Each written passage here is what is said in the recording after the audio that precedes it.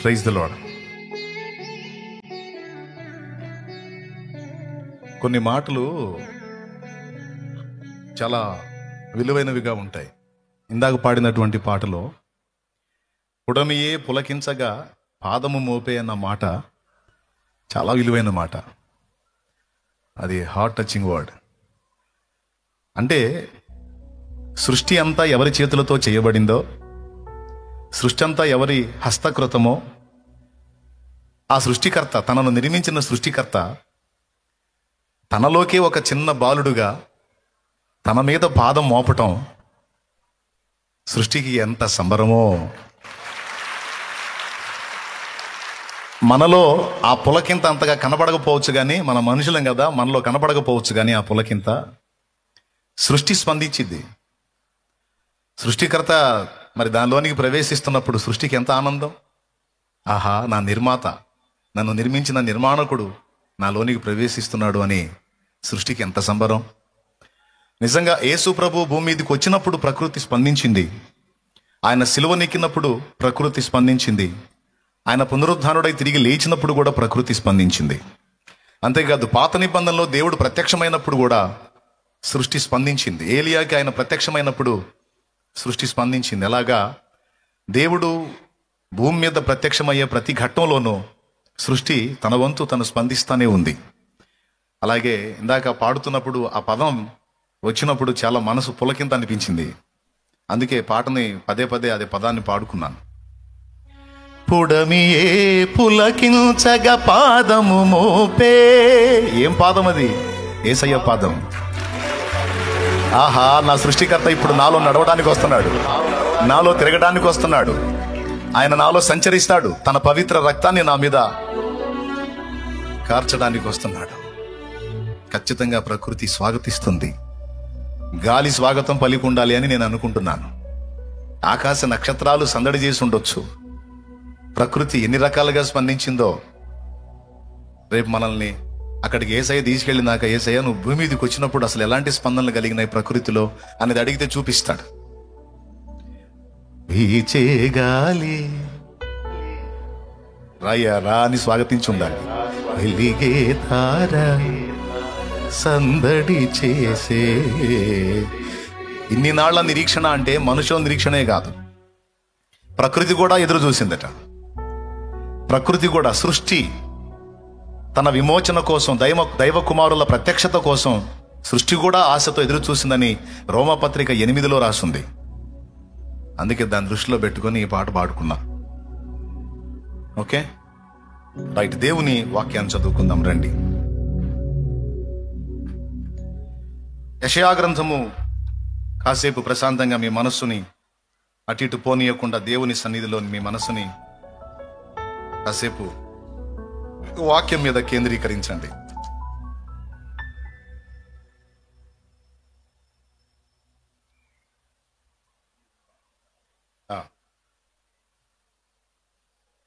యెషయా గ్రంథము 9వ అధ్యాయము 6వ వచనం నుంచి చదువుతున్నాను, చిత్తగించండి. మీ అందరికీ సౌండ్ సరిగ్గా వినబడుతుంటే ఒక్కసారి స్తోత్రం చెప్పండి అందరూ, 2 చేతులు ఎత్తి. రైట్, పర్వాలేదు, అందరూ చేతులు ఎత్తి స్తోత్రం చెప్పారు. యెషయా గ్రంథం 9వ అధ్యాయం 6వ వచనం. ఏలయనగా మనకు శిశువు పుట్టెను, మనకు కుమారుడు అనుగ్రహింపబడెను, ఆయన భుజము మీద రాజ్యభారముండును. ఆశ్చర్యకరుడు, ఆలోచనకర్త, బలవంతుడైన దేవుడు, నిత్యుడగు తండ్రి, సమాధానకర్తయగు అధిపతి అని అతనికి పేరు పెట్టబడును. చిన్న మాట ప్రార్థన చేసుకుందాం. ప్రేమ కలిగిన మా మహాపరిశుద్ధ తండ్రి, ఘనుడవగు దేవా, నీకు స్తోత్రము స్తోత్రము స్తోత్రము స్తోత్రము స్తోత్రము మా నాయన. గతించిన కాలమంతా క్షేమకరమైన మీ రెక్కల నీడలో నన్ను మమ్మల్ని కాపాడి గడచినటువంటి క్రిస్మస్ నుంచి ఈ క్రిస్మస్ వరకు మమ్మల్ని సజీవుల లెక్కలో ఉంచారు. మాతో కూడా జీవితాన్ని ఆరంభించిన వారు ఎంతో మంది లోకాన్ని విడిచి వెళ్ళిపోయారు, నీ దగ్గరికి చేరారు. మేమైతే ఇంకా భూమి మీద సజీవంగా ఉండి నీ సేవ చేయడానికి బ్రతుకనిచ్చావు, నీకు స్తోత్రము ప్రభువా.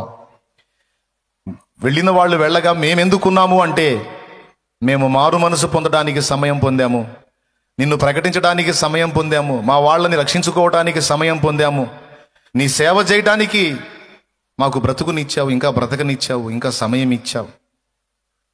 లేకపోతే మేము కూడా ఎప్పుడో ఈ లోకాన్ని వదిలిపెట్టి వెళ్ళిపోవలసిన వారము. కేవలం నీ కృప ద్వారా, నీ రక్తమును బట్టి మమ్మను బ్రతకనిచ్చావు. నీకు స్తోత్రమయ్యా యేసయ్యా.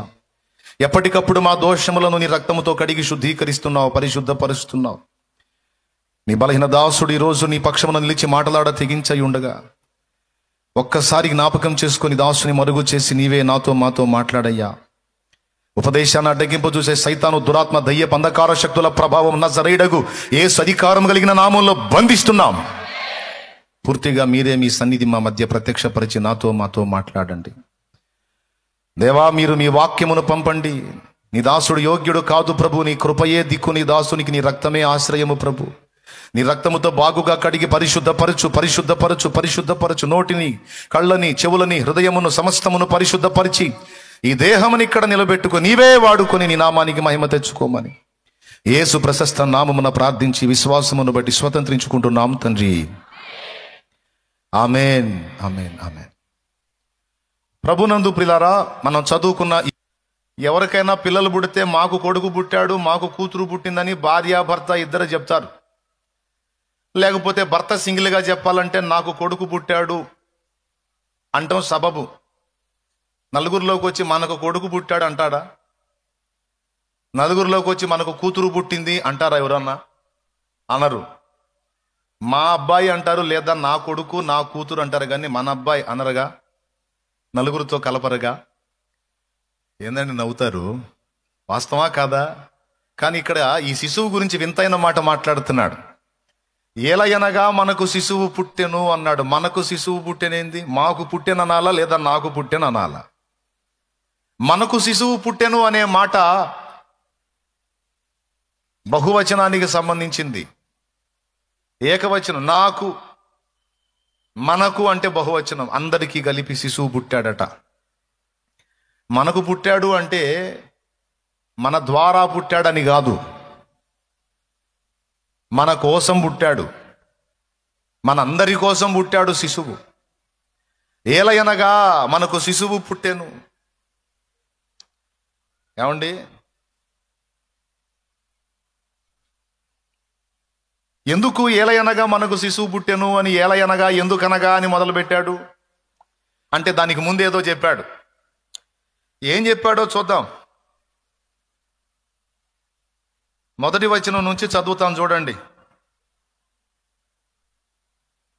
అయినను వేదన పొందిన దేశము మీద మబ్బు నిలువలేదు.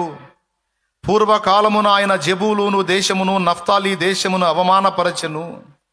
అంత్యకాలమున ఆయన సముద్ర ప్రాంతమును అనగా యోర్దాను అద్దరిని, అన్యజనుల గలిలయ ప్రదేశమును మహిమగలదానిగా చేయుచున్నాడు.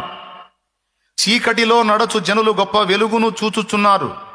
మరణ ఛాయ గల దేశ నివాసుల మీద వెలుగు ప్రకాశించును. నీవు జనమును విస్తరింపజేయుచున్నావు, వారి సంతోషమును వృద్ధిపరచుచున్నావు. కోతకాలమున మనుషులు సంతోషించున్నట్లు, దోపుడు సొమ్ము పంచుకుని వారు సంతోషించున్నట్లు వారు నీ సన్నిధిని సంతోషించుచున్నారు. మిథ్యాను దినమున జరిగినట్లు వాని బరువు కాడిని నీవు విరిచి ఉన్నావు. వాని మెడను కట్టు కర్రను, వాని తోలు, వాని కొరడాలను విరిచి ఉన్నావు. యుద్ధపు సందడి చేయు యోధులందరి జోళ్లును, రక్తములో పొరలింపబడిన వస్త్రములను అగ్నిలో వేయబడి దహింపబడును. ఏలయనగా, ఎందుకనగా, ఇవన్నీ ఎందుకు జరుగుతాయి? చీకటిలోనూ మరణ ఛాయలోనూ గల ప్రజలు ఆశ్చర్యకరమైన వెలుగును ఎందుకు చూస్తారు అని చెప్పాడు. జెబూలూను, నఫ్తాలి దేశముల సముద్ర తీర ప్రాంతములు, అలాగే యోర్దాను అద్దరిని, అన్యజనుల గలిలయ ప్రదేశములు మహిమగలదానిగా చేయబడతాయి. చీకటిలోనూ నడుచుచున్న జనులు గొప్ప వెలుగు చూస్తారు. మరణ ఛాయ గల దేశ నివాసుల మీద వెలుగు ప్రకాశిస్తుంది. ఇవన్నీ ఎందుకు జరుగుతాయంటే, ఎందుకంటే మనకు శిశువు పుట్టాడు. పైన చెప్పిన ప్రవచనాలన్నీ నెరవేర్చేటువంటి వ్యక్తి పుట్టాడు. అన్యజనులందరికీ కూడా వెలుగు పుట్టాడు. అది ఇశ్రాయేలుకు వెలుగే, అన్యజనులకు వెలుగే, అందరికీ వెలుగు పుట్టాడు. మనకు కుమారుడు అనుగ్రహించబడ్డాడు. ఆయన భుజాల మీద రాజ్యభారం ఉంటుంది. ఆశ్చర్యకరుడు, ఆలోచనకర్త, నిత్యుడగు తండ్రి, ఏమండి, సమాధానకర్తయగు అధిపతి అని పేరు అతనికి పెట్టబడింది. బలవంతుడైన దేవుడు. ఇవన్నీ యేసుక్రీస్తును గూర్చిన ప్రవచనాలు. సహజంగా ఏ మహానుభావుడి చరిత్ర అయినా భూమి మీదికి వచ్చి వాళ్ళ యాత్ర ముగించిన తర్వాత వాళ్ళ ఆత్మకథ రాస్తారు. ఏ మహానుభావుడి చరిత్ర అయినా అంతే. వాళ్ళు వచ్చి వాళ్ళు కార్యం ముగించి వెళ్ళిపోయిన తర్వాత వాళ్ళ పేరు మీద పుస్తకాలు వస్తాయి, గ్రంథాలు వస్తాయి. కానీ యేసుక్రీస్తు ప్రభు అట్లా కాదు. ఆయన భూమి మీదికి రాకముందే ఆయన గురించి ప్రవచనాలు ముందుగా పలికించి ఆ ప్రవచనాల ప్రకారం, వాటి నెరవేర్పు ప్రకారం ఆయన భూమి మీదికి వచ్చాడు. చీకటిలో ఉన్న ప్రజలు ఆశ్చర్యకరుని వెలుగు చూస్తారు. మరణఛాయలో ఉన్న ప్రజలు జీవములోనికి ప్రవేశిస్తారు. చీకటిలో ఉన్న ప్రజలను ఆశ్చర్యకరమైన వెలుగులోనికి తీసుకొని రావడానికి, మరణఛాయలో ఉన్న వారిని ఆయన జీవము గల వెలుగులోనికి తీసుకొని రావడానికి ఇదిగో రక్షకుడు మన కొరకు పుట్టి ఉన్నాడు. ఈయన పేరు నజరేయుడగు యేసు. దేవునికి స్తోత్రం కలుగును గాక. మనకు కుమారుడు అనుగ్రహించబడ్డాడు. లోకోక్తి ఒకటి ఉంది, అపుత్రస్య గతిర్నాస్తి అని. పుత్రుడు లేకపోతే గతి లేదు అని. మరో మాట ఉంది, పుత్రుడు పున్నామ నరకం తప్పిస్తాడు అని. పుత్రుడు పున్నామ నరకం తప్పిస్తాడు అంటే సహజంగా అందరూ అనుకునేది ఏంటంటే, మన కడుపున పుట్టిన బిడ్డ మనం చచ్చాక తలకొరివి పెడితే మనకు పున్నామ నరకం తప్పిపోతుంది అని సహజంగా ఈ లోకం అనుకుంటుంది. పుత్రుడు అన్నది నిజమే కానీ మనం గన్న పుత్రుడు గాడు. మరి ఏ పుత్రుడు పున్నామ నరకం తప్పించేవాడు అంటే దైవ కుమారుడైన యేసు. ఎవరు? దైవ కుమారుడైన యేసు. ఆయన మనకు అనుగ్రహించబడ్డాడు. ఆయన మనకు అనుగ్రహించబడకపోతే మానవ జాతి పరలోకానికి వెళ్ళే మార్గమే లేదు. మానవ జాతి పరలోకానికి వెళ్ళే మార్గము తానే అని యేసు చెప్పాడు. యోహాను సువార్త 14వ అధ్యాయము 6వ వచనంలో యేసు చెప్పాడు, నేనే మార్గమును సత్యమును జీవమును, నా ద్వారానే తప్ప ఎవ్వడును తండ్రి యొద్దకు రాడు అన్నాడు.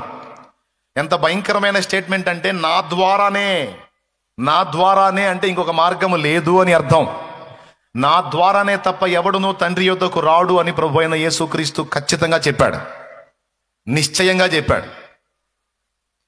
ఎందుకంటే ఆయన మనకు అనుగ్రహించబడి మన పాపాలందరి పాపాల కొరకు, మన పాపాలన్నిటి కొరకు ప్రాయశ్చిత్తార్థ బలిగా అర్పించబడి మన పాపములకు తను వెల చెల్లించకపోతే మనం మన పాపాల నుంచి బయటపడి దేవుని రాజ్యమునకు చేరే ఛాన్సే లేదు.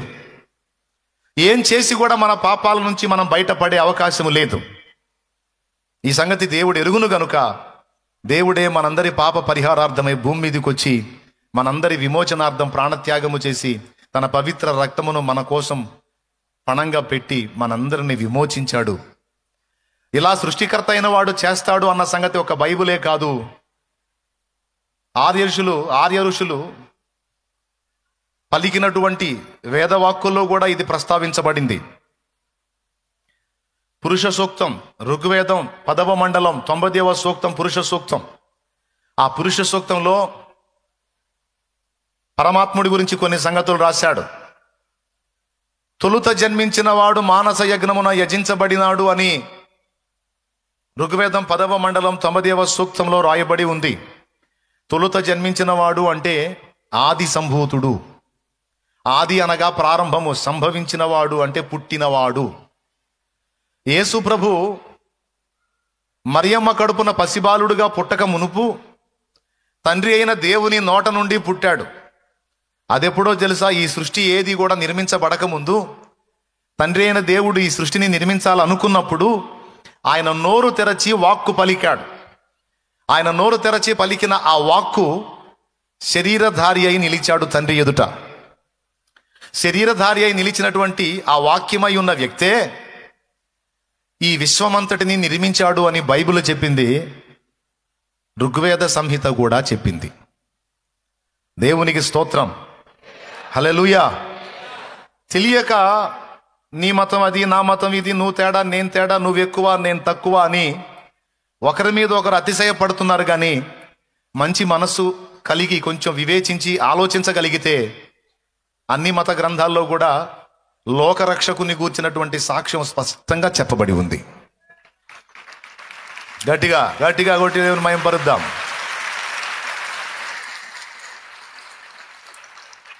కానీ అంత మంచి మనస్సు కలిగి ఇతర సాహిత్యాలను కూడా చదివి అరే మరి మందాంలో కనబడుతుంది అందులో కూడా ఉంది కదా అని ఆలోచించి ఒక మంచి నిర్ణయానికి వచ్చేటువంటి వాళ్ళు బహు తక్కువ మంది. ఇంకా దేవుడు వాళ్ళని దర్శించి వాళ్ళ మనోనేత్రాలు విప్పితే తప్ప దాదాపు చాలా వరకు కష్టం. సోదరులారా, ప్రార్థన చేయటమే మనం. ఎందుకంటే ఇంత క్లియర్గా ఉంది కదా, ఋగ్వేద సంహితలో భగవంతుని యజ్ఞాన్ని గురించి రాశాడు, భగవంతుని ఆహుతి గురించి రాశాడు, సృష్టికర్త బలి ఇవ్వబడే హోమ పశువుగా చేయబడ్డాడు అని రాశాడు. మరి సృష్టికర్త అయినటువంటి దేవునినే బలి ఇచ్చారు, ఆయన బలి గావించబడ్డాడు, తిరిగి లేచాడు అని శుక్ల యజుర్వేద సంహితలోను ఋగ్వేద సంహితలోను పురుష సూక్తంలోను చాలా క్లియర్గా రాస్తుంది. దేవుడు అన్యాయస్తుడు కాడండి. దేవుడు యూదులకే దేవుడు కాదు, క్రైస్తవులకే దేవుడు కాదు, దేవుడు అన్యజనులకు కూడా దేవుడే అని బైబిల్లో రాస్తుంది. యేసుక్రీస్తు కొందరికే ప్రభు కాదు, యేసుక్రీస్తు అందరికీ ప్రభు అని రాసుంది. అపోస్తల కార్యం 10వ అధ్యాయము 34వ వచనం 36వ వచనం. ప్రతి జనములోనూ ఆయనకు భయపడి నీతిగా నడుచుకుని వారిని ఆయన అంగీకరించునన్న మాట రాస్తుంది అక్కడ. యేసుక్రీస్తు అందరికీ ప్రభువు అనే మాట రాస్తుంది అక్కడ. రోమా పత్రికలో దేవుడు యూదులకు మాత్రమే దేవుడా, అన్యజనులకు దేవుడు కాడా? అవును, అన్యజనులకును దేవుడే అనే మాట రాసుంది. ఏమండి, దేవుడు క్రైస్తవులకి యూదులకు మాత్రమే బయలుపరుచుకొని మిగిలిన వాళ్ళకి అన్యాయం చేస్తాడా? అలా అన్యాయం చేస్తే వాళ్ళందరికీ ఆయనను గూర్చిన సమాచారం లేకుండా చేస్తే ఆయన అన్యాయస్తుడు అవుతాడు కదండి. ఆయన సత్యవంతుడు ఎలా అవుతాడు? అందరినీ ప్రేమించిన వాడు ఎలా అవుతాడు? అందరినీ ప్రేమిస్తే అందరికీ ఆయనను గూర్చిన సమాచారం అందేటట్టు చేయాలి. అది న్యాయం, అది దైవత్వం. కొందరికి, ఒక బజారుకి, ఒక వీధికి, ఒక జిల్లాకి, ఒక గ్రామానికి, ఒక పట్టణానికి, ఒక పల్లెకి, ఒక రాష్ట్రానికి, ఒక దేశానికి మాత్రమే దేవుడా. దేవుడు అనేవాడు ఒక బజారుకి, ఒక జిల్లాకి, ఒక రాష్ట్రానికి, ఒక గ్రామానికి, ఒక దేశానికే దేవుడా? దేవుడు అందరికీ దేవుడు. అన్ని దేశాలకు, అన్ని రాష్ట్రాలకు, అన్ని జిల్లాలకు, అన్ని పట్టణాలకు, అన్ని గ్రామాలకు ఆయన ఒక్కడే దేవుడు. ఒక్కడే దేవుడు. భూగోళం అంటూ ఉంది అంటే భూమికి సూర్యుడు ఒక్కడే. స్తోత్రం. అలాగునే ఈ భూమండలం అంతటిని నిర్మించిన నిర్మాత ఒక్కడే. అనేకులు లేరు, అనేకులు లేరు, అనేకులు లేరు. ఒక్కడే, ఒక్కడే, ఒక్కడే. ఆ ఒక్కడిని తెలుసుకున్నవాడు, ఆ ఒక్కడిని కలుసుకున్నవాడు, ఆ ఒక్కడిని హత్తుకున్నవాడు, ఆ ఒక్కడిని ముద్దాడినవాడు ధన్యుడు అంటుంది బైబిల్. ధన్యుడు అంటుంది. ఆ ఒక్కడెవరు? భూమధ్యపురమున జన్మించిన వాడెవరు? భూమికి నడిబొడ్డున పుట్టిన వాడెవరు? భూమి నడిబొడ్డున అందరి పాపముల కొరకు ప్రాణత్యాగము చేసిన వాడెవరు? యజ్ఞము గావించబడి మరలా పునరుద్ధాన మహిమతో తిరిగి లేచిన వాడెవరు? ఆయన ఎవరో? ఆయన పేరేమో నీకు తెలుసా? మన భారతదేశంలో రకరకాల పండుగలు జరుగుతాయి, రకరకాల కార్యక్రమాలు జరుగుతాయి. మన ఆంధ్రప్రదేశ్లో చేసే కొన్ని పండుగలు తమిళనాడులో చేయరు, తమిళనాడులో చేసే కొన్ని పండుగలు ఆంధ్రప్రదేశ్లో చేయరు. అవునా? ఆంధ్రప్రదేశ్లోను తమిళనాడులోనూ చేసే పండుగలు ముంబైలో చేయరు, మహారాష్ట్రలో చేయరు. మహారాష్ట్రలో చేసే కొన్ని పండుగలు ఆంధ్ర తమిళనాడుల్లో చేయరు. అవునా? అవునా? ఈ మూడింట్లో చేసే పండుగలు కేరళలో చేయరు, కేరళలో చేసే పండుగలు ఈ మూడింట్లో చేయరు. ఈ నాలుగిట్లో చేసే పండుగలు రాజస్థాన్లో చేయరు, కొన్ని చేస్తారు, కొన్ని చేయరు. మళ్ళీ అందులో చేసే పండుగలు ఈ నాలుగింట్లో చేయరు. అవునా? అలాగే ఈ ఐదింట్లో చేసే పండుగలు కొన్ని తెలంగాణలో చేయరు, తెలంగాణలో చేసే కొన్ని పండుగలు ఆంధ్రాలో మిగిలిన ఐటోళ్ళు చేయరు, మిగిలిన వాటిలో చేయరు. చేయరు అంటే మొత్తం ఒకటే దేశమైనా ఒక దేశంలో జరిగే కార్యక్రమాలు ఇంకొక దేశంలో జరగవు, ఇంకొక దేశంలో ఇంకొక రాష్ట్రంలో జరగవు, ఒక రాష్ట్రంలో జరిగే కార్యక్రమాలు ఇంకొక రాష్ట్రంలో జరగవు. దేశం ఒక్కటే. అలాగే మీరు గమనించినట్లయితే ప్రపంచమంతా కలిపి పండగ చేసేటువంటి ఒకే ఒక్క దేవుడు ఉన్నాడు, ఆయన పేరు ప్రభు అయిన యేసుక్రీస్తు. ప్రపంచంలో అన్ని దేశాలు, అన్ని రాష్ట్రాలు, అన్ని పట్టణాలు, అన్ని గ్రామాలు అన్ని కలిసి ఇది సత్యం, అన్ని చోట్ల దాదాపు జరిగేటువంటి పండుగ యేసుక్రీస్తు యొక్క జన్మ, ఆయనకు సంబంధించినటువంటి పండుగ. దేవునికి మహిమ. అవునా? నేను అందుకే చెబుతున్నాను, ఆయన జిల్లాకో, గ్రామానికో, పట్టణానికో, పల్లెకో, రాష్ట్రానికో, దేశానికో దేవుడు కాదు. యేసుక్రీస్తు ప్రపంచమునకు దేవుడు. యేసుక్రీస్తు అందరికీ ప్రభువు. దేనికి ప్రభు యేసుక్రీస్తు? ఓ బజారుకా, ఓ గ్రామానికా, ఓ మండలానికా, ఓ పట్టణానికా, ఓ జిల్లాకా, ఓ రాష్ట్రానికా, ఓ దేశానికా? నో, యావత్ ప్రపంచములో మెజారిటీ ఫాలో అవుతుంది, దేవుడుగా గుర్తించింది, గౌరవించింది యేసుక్రీస్తు ప్రభుని, ఆయన పరిశుద్ధ గ్రంథాన్ని, ఆయన మాదిరిని. మీరు ఇప్పుడు నెట్లో సెర్చ్ చేసినా మీకు వచ్చేది అదే. ప్రపంచంలో అత్యధిక మంది జనాభా ఫాలో అవుతున్న గాడ్ ఎవరు అని కొట్టండి, జీసస్ క్రైస్ట్ అని వచ్చింది,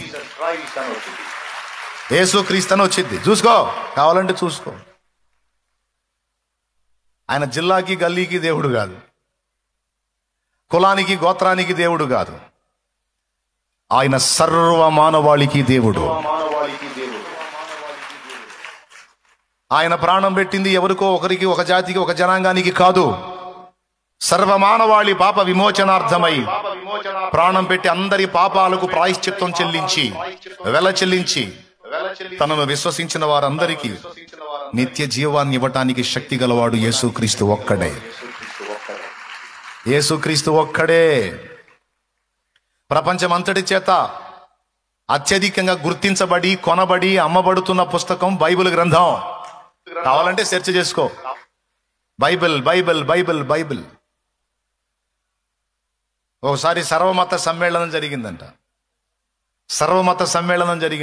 అంటే అన్ని మతాల వాళ్ళు కలిసి ఓ దగ్గర మీటింగ్ వేసుకున్నారు, మత సామరస్యత కోసం. అంటే అన్ని మతాలు మనం ఒకరినొకరిని గౌరవించుకుందాం, కలిసి ఉందాం, మాట్లాడుకుందాం రండి అని సర్వమత సమ్మేళనం జరిగింది. అందరు మత పుస్తకాలు తీసుకొచ్చి వరుసగా ఒకదాని మీద ఒకటి పెట్టారు. ఒకడు కావాలని బైబిల్ గ్రంథాన్ని అన్నిటికంటే అడుగును పెట్టి మిగిలిన పుస్తకాలన్నీ పైన పెట్టాడు.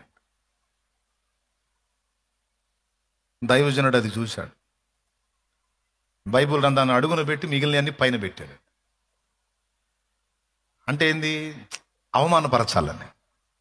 అయితే దైవజనుడు అది చూసి, నీవు బాగుగా చేసితివి, మిగిలిన పుస్తకాలు ఎన్నున్నా అన్నిటికీ పునాది లాంటిదైతే బైబిలే అన్నాడు.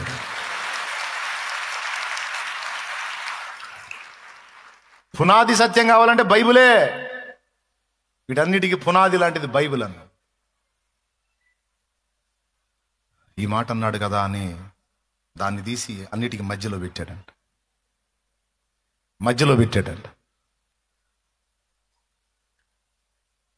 ఇప్పుడేమంటాడని చూశాడంట. ఇప్పుడు నువ్వు బాగుగానే చేసావు అన్నాడంట. ఏంటి అన్నట్టు చూస్తే, కింద ఎన్ని పుస్తకాలు ఉన్నా, పైన ఎన్ని పుస్తకాలు ఉన్నా అన్నిటికీ కేంద్ర బిందువు అయితే బైబిలే అన్నాడట. సెంట్రల్ పాయింట్, కేంద్ర బిందువు అయితే బైబిలే అన్నాడట. సెంట్రల్ పాయింట్ ఇవన్నీ ఎన్నున్నా సరే అక్కడికి రావాల్సిందే అన్నాడట. సంపూర్ణ సత్యం కావాలంటే, సృష్టికర్తను, పరమాత్మను గూర్చిన సంపూర్ణ సత్యం కావాలంటే మిగిలిన వాటిలో అరాకొరా దొరికిద్దేమో, కంప్లీట్ గా మాత్రం ఆ కేంద్ర బిందువు, సెంట్రల్ పాయింట్ బైబిల్ దగ్గరికే రావాలన్నా. ఈ మాట అన్నాడు కదా అని అద్దీసి అన్నిటికంటే పైన పెట్టాడంట. దేవునికి స్తోత్రం కలుగునుగా. ఇప్పుడు నువ్వు బాగుగానే చేసావు అన్నాడంట. మిగిలిన పుస్తకాలు ఎన్నున్నా సరే మనం సంపూర్ణంగా దేవుని గురించి తెలుసుకోవాలంటే కొనవలసిన మొదటి గ్రంథం, చేత పట్టవలసిన ఫస్ట్ గ్రంథం బైబిలే అన్నాడట. ఇంకా అక్కడి నుంచి లేచిపోయాడు. ఎక్కడ పెట్టిన ఏదో ఒకటి చెబుతున్నాడు ఈడని. కానీ దానికి ఉన్న విలువ అది. నువ్వు అడుగును పెడితే దానికి ఒక సమాధానం ఉంది, మధ్యలో పెడితే దానికి ఒక సమాధానం, పైన పెడితే దానికి ఒక సమాధానం ఉంది. దేవునికి స్తోత్రం కలుగును గాక. పెద్దగా చెప్పండి. ప్రపంచ ప్రజలందరూ కూడా తెలుసుకోవాల్సిన సత్యం, ఇప్పుడు తెలుసుకోకపోయినా ఇంకెంతలే, ఇంకా కొద్ది కాలం, కొన్ని సంవత్సరాలకైనా సరే తెలుసుకునేది ఆయననే. ఇప్పుడు తిట్టేవాళ్ళు, ఇప్పుడు సువార్త ప్రకటిస్తుంటే దూషించేవాళ్ళు, ఎగతాళి చేసేవాళ్ళు, నవ్వేవాళ్ళు, తేలికగా మాట్లాడేవాళ్ళు, దూషించేవాళ్ళు, వీళ్ళందరూ భవిష్యత్తులో చూడబోతుంది యేసు ప్రభునే, తెలుసుకోబోతుంది యేసు ప్రభునే, కలుసుకోబోతుంది యేసు ప్రభునే. ముస్లిం సోదరులను మీరు అడిగి చూడండి, జస్ట్ మీరు అడిగి చూడండి. సామాన్య ముస్లిం సోదరుడు కూడా తెలిసింది, కావాలంటే మీరు అడిగి చూడండి. ప్రళయ దినమందు ప్రత్యక్షం కాబోతున్న వ్యక్తి ఎవరు? రాకడ దినం ఉందని మనం నమ్ముతాం, ముస్లిం సోదరులు కూడా నమ్ముతారు. ఆ రాకడ దినాన్ని ప్రళయ దినం అన్నారు. ఆ రాకడ దినమందు ప్రత్యక్షమయ్యేటువంటి ఆ వ్యక్తి ఎవరు అని మీరు అడగండి. ఈసా మసీహ్ అంటాడు. అంటే యేసు క్రీస్తే ప్రత్యక్షమవుతాడు అని అనకపోతే నన్ను అడుగు, అనకపోతే నన్ను అడుగు. ఇదే అడ్రస్. మళ్ళీ 1,00,000 మందికి పైన ప్రవక్తలు ఉండి ఉండగా 1,80,000 కంటే ఎక్కువ మంది ప్రవక్తలు ఉన్నారని చెప్పగా ఇంతమందిలో యేసుక్రీస్తు ప్రభువే ఎందుకు ప్రత్యక్షం కావాలి? యేసుక్రీస్తు ప్రభువే ఎందుకు ప్రత్యక్షం కావాలి? ఎందుకంటే సృష్టికర్త ఆయనే. సృష్టి పాపములో పడ్డప్పుడు దాన్ని విమోచించడానికి వచ్చి ప్రాణం పెట్టి తిరిగి లేచింది ఆయనే. రేపు సృష్టికి తీర్పు తీర్చడానికి సింహాసనం ఎక్కబోతుంది ఆయనే. కొట్టాలా సచ్చు దెబ్బలు కొడుతుంది కొడు.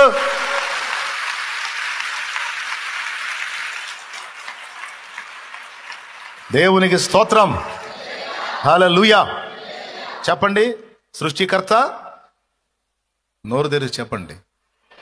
సృష్టి పాపంలో పడ్డప్పుడు దాన్ని విమోచించడానికి వచ్చి ప్రాణం పెట్టి తిరిగి లేచింది. సృష్టి మొత్తానికి రేపు తీర్పు తీర్చబోతుంది అది. అందుకు ప్రత్యక్షం అవుతాడు. మిగిలిన వాళ్ళందరూ ఎందుకు ప్రత్యక్షం గారు? ఈసా మసీహ్ మాత్రమే ఎందుకు ప్రత్యక్షం అవుతాడు? ఆయనే సృష్టికర్త కాబట్టి. ఖురాన్లో ఆ సంగతులు కూడా ఉన్నాయి. యేసుక్రీస్తు గురించి భలే విషయాలు మాట్లాడాడు. అందులో దేవుని యొక్క ఆత్మ అని నిర్వచించాడు యేసుక్రీస్తును. తెలుగు ఖురాన్ నా దగ్గర ఉంది, మొత్తం చదివి అండర్లైన్ చేసి కూర్చున్నాను నేను. రుహుల్లా, దేవుని యొక్క ఆత్మ. కలీమల్లా, దేవుని యొక్క వాక్కు. యేసుక్రీస్తుని గురించి చెప్పాడు. దేవుని యొక్క వాక్కు. దేవుని యొక్క వాక్కుగా అభివర్ణించబడిన ప్రవక్త ఇంకొకడు లేడు, ప్రభు అయిన యేసుక్రీస్తే ఉన్నాడు. దేవుని యొక్క ఆత్మగా అభివర్ణించబడినటువంటి ప్రవక్త ఇంకొకడు లేడు, ప్రభు అయిన యేసుక్రీస్తే ఉన్నాడు. అంతేకాదు, యేసువారు మట్టితో బొమ్మను చేసి, పక్షి బొమ్మను చేసి అది ఎగిరిపోయేటట్టు చేశాడు అని ఖురాన్లో రాశాడు. అంటే ఒక మట్టి బొమ్మను చేసి మట్టి బొమ్మలో ఊపిరి ఊది ఒక మట్టికి ప్రాణం పోసే శక్తి ఆయనకు ఉందంటే ఆయన సృష్టికర్తగాక మరి ఎవరవుతారు? ఆ విధంగా మట్టితో బొమ్మను చేసి దానిలో ఊపిరి ఊది దాన్ని ఒక ప్రాణిగా ఎగిరిపోయేటట్టు చేసిన ప్రవక్త ఎవరైనా ఉన్నారా? ఉన్నారా? లేరు. కానీ అలా చేశాడు యేసువారని ఖురాన్లో చెప్పాడు. 3. 4వది, ఏ పాపము లేని పరిశుద్ధుడు యేసువారు. స్తోత్రం. ముందేం చెప్పాను? ప్రళయ దినమందు ప్రత్యక్షమగువాడు యేసువారు. దేవుని యొక్క ఆత్మగా అభివర్ణించబడ్డవాడు యేసువారు. దేవుని యొక్క వాక్కుగా అభివర్ణించబడ్డవాడు యేసువారు. అంతేకాదు, పక్షి బొమ్మని మట్టితో బొమ్మను చేసి ఊపిరూతి ఎగిరిపోయేటట్టు చేసిందని చెప్పబడిన వాడు. 5వది, ఏ పాపము లేని పరిశుద్ధుడు, పురుషుని ఎరుగని కన్యకు పుట్టినవాడు. ఇవన్నీ అందులో కూడా ఉన్నాయి. దేవునికి స్తోత్రం కలుగునుగాక. హల్లెలూయా.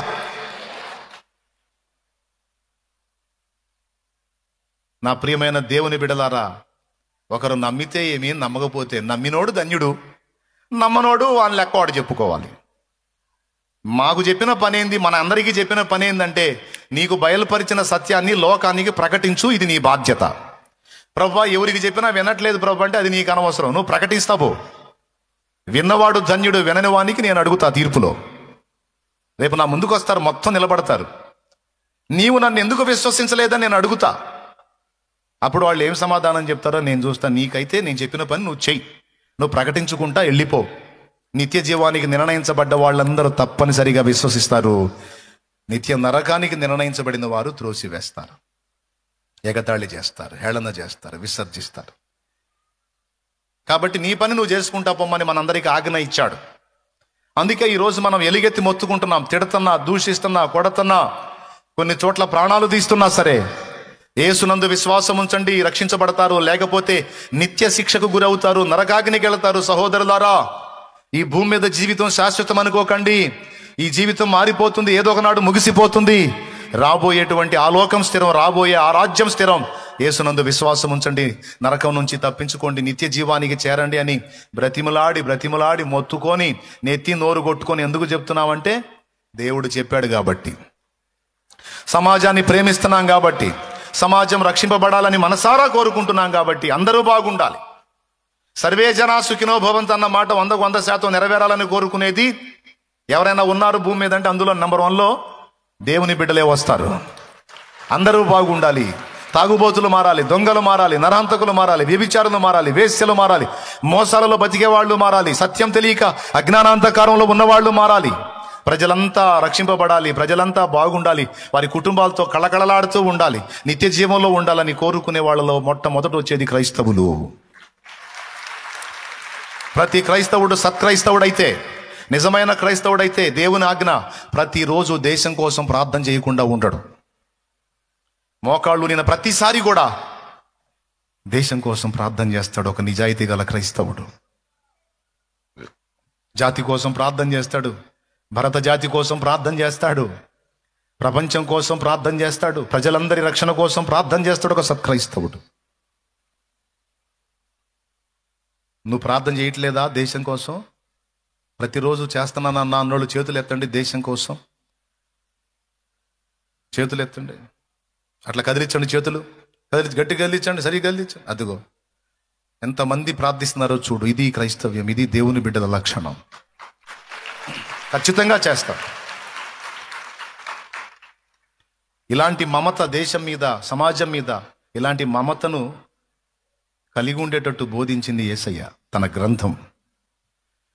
ఈరోజు సమాజ శ్రేయస్సు కోసం, సమాజ రక్షణ కోసం, సమాజం బాగుండాలని సమాజానికి శుభవార్త చెప్తున్నాం. మానవుల రక్షింపను దేవుండు తన కుమారుని బంపెను.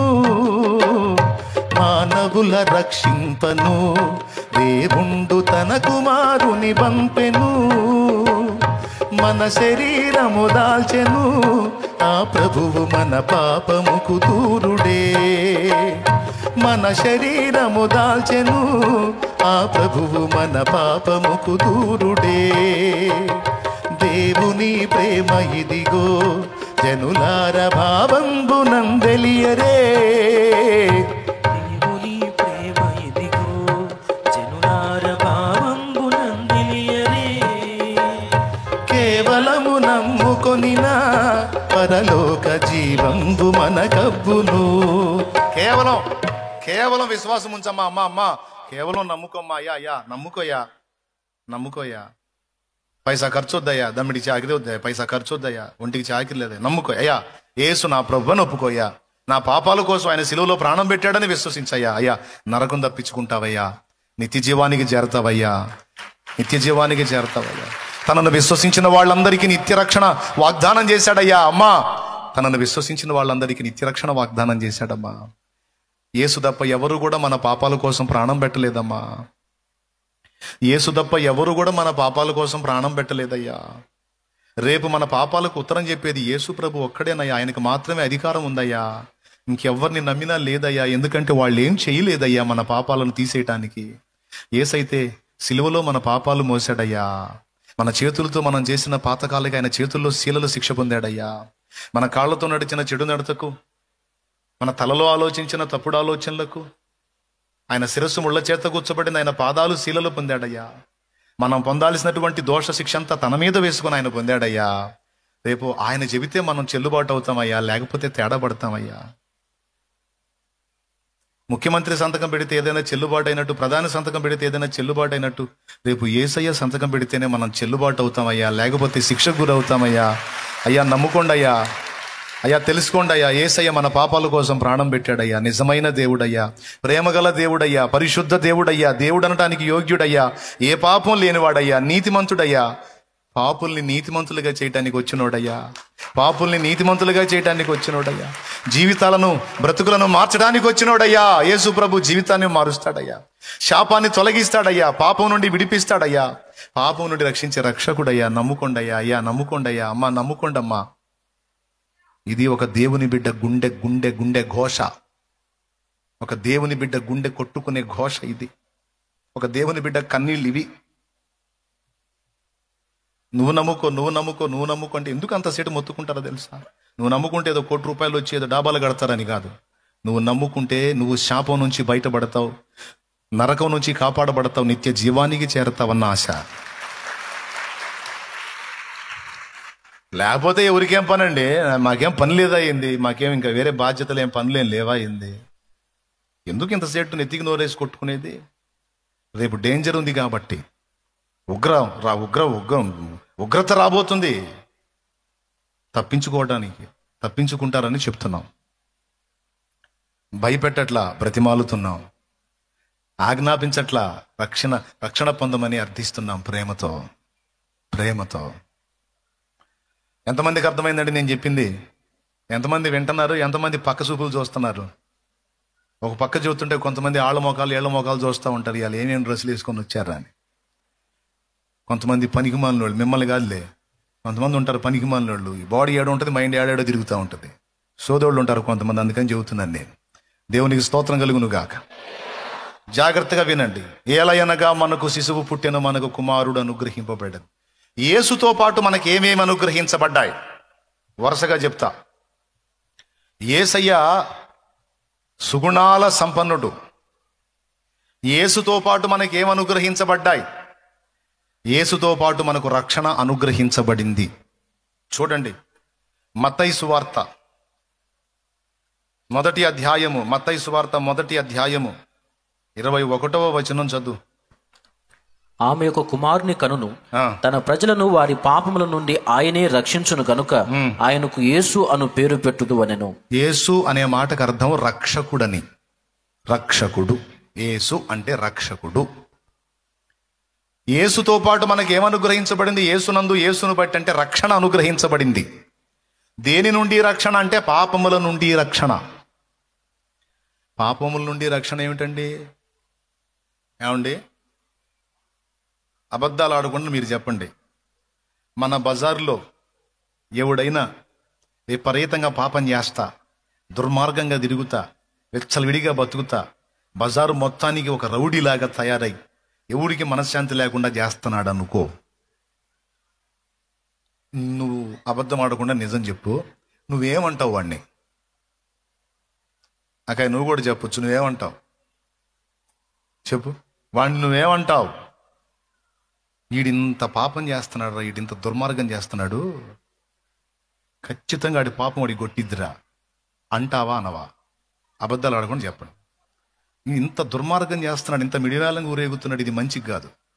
వీడింత పాపం చేస్తున్నాడు, ఇంత బరితెగించి తిరుగుతున్నాడు, ఇది మంచిది కాదు. ఖచ్చితంగా వాడి పాపాలన్నీ వాడికి తగులుతాయి. ఓకే, నీ మాట నెరవేరి సడన్గా వాడు తెచ్చాడు అనుకో, అప్పుడేమంటావు? ఫస్ట్ నీ నోటి నుంచి వచ్చే డైలాగ్ అని చెప్పు. అబద్ధాలు ఆడకుండా చెప్పమన్నా ఏమంటావు? కొట్టిందిరా, పండిందిరా. ఫస్ట్ డైలాగ్ అదే. అయ్యయ్యో చచ్చిపోయాడానో, చచ్చిపోయాడా, పాపం పండిందిరా, కొట్టిందిరా, దాడి కొట్టిందిరా అంటావా అనవా? ఎంతమంది అంటారో చేతులు ఎత్తండి. చాలా మంది అబద్ధాలు ఆడుతున్నారు. షో చేయొద్దు. నిజం నాకు ఉన్నది ఉన్నట్టు చెప్పండి. అంటారా అనరా? ఏమంటారు? ఆడికి పాపం వాడికి తగిలిందిరా, ఆడి పాపం తగిలిందిరా. అంటే పాపానికి ఉన్న శక్తి ఏమిటో తెలుసా? పాపం పట్టుకుంటుందండి. ఎంత పట్టుబట్టిదో తెలుసా? ఆ పాపం యొక్క ఫలితం భూమి మీద నెమ్మది ఉండదు, చచ్చాక నరకం. ఆడికి తీసుకెళ్లేదాకా పట్టుకుంటుంది పాపం. పాపాన్ని తక్కువ అంచనా వేయొద్దు. పాపంతో చేతుల్లాడొద్దు. పాపాన్ని తక్కువ అంచనా వేయొద్దు. ఏముందిలే అనుకుంటారు కొంతమంది. అనుకో, ఏం పోయింది, ఎన్నాళ్ళు ఉంటావు, అర్థమైద్దిగా తర్వాత అయినా నీకు నా శోప ఏందో. దేవునికి స్తోత్రం. పాపం పట్టుకుంటుందండి. ఆ మాట బైబిల్లో ఉంది, మీ పాపము మిమ్మును పట్టుకొనును అని రాసుంది. ఇంకొకటి తెలుసా, పాపం వాకిట్లో పాములాగా పొంచి ఉంటుందని కూడా రాశాడు. చేయాల్సినటువంటి సత్క్రియలు మనం చేయకపోతే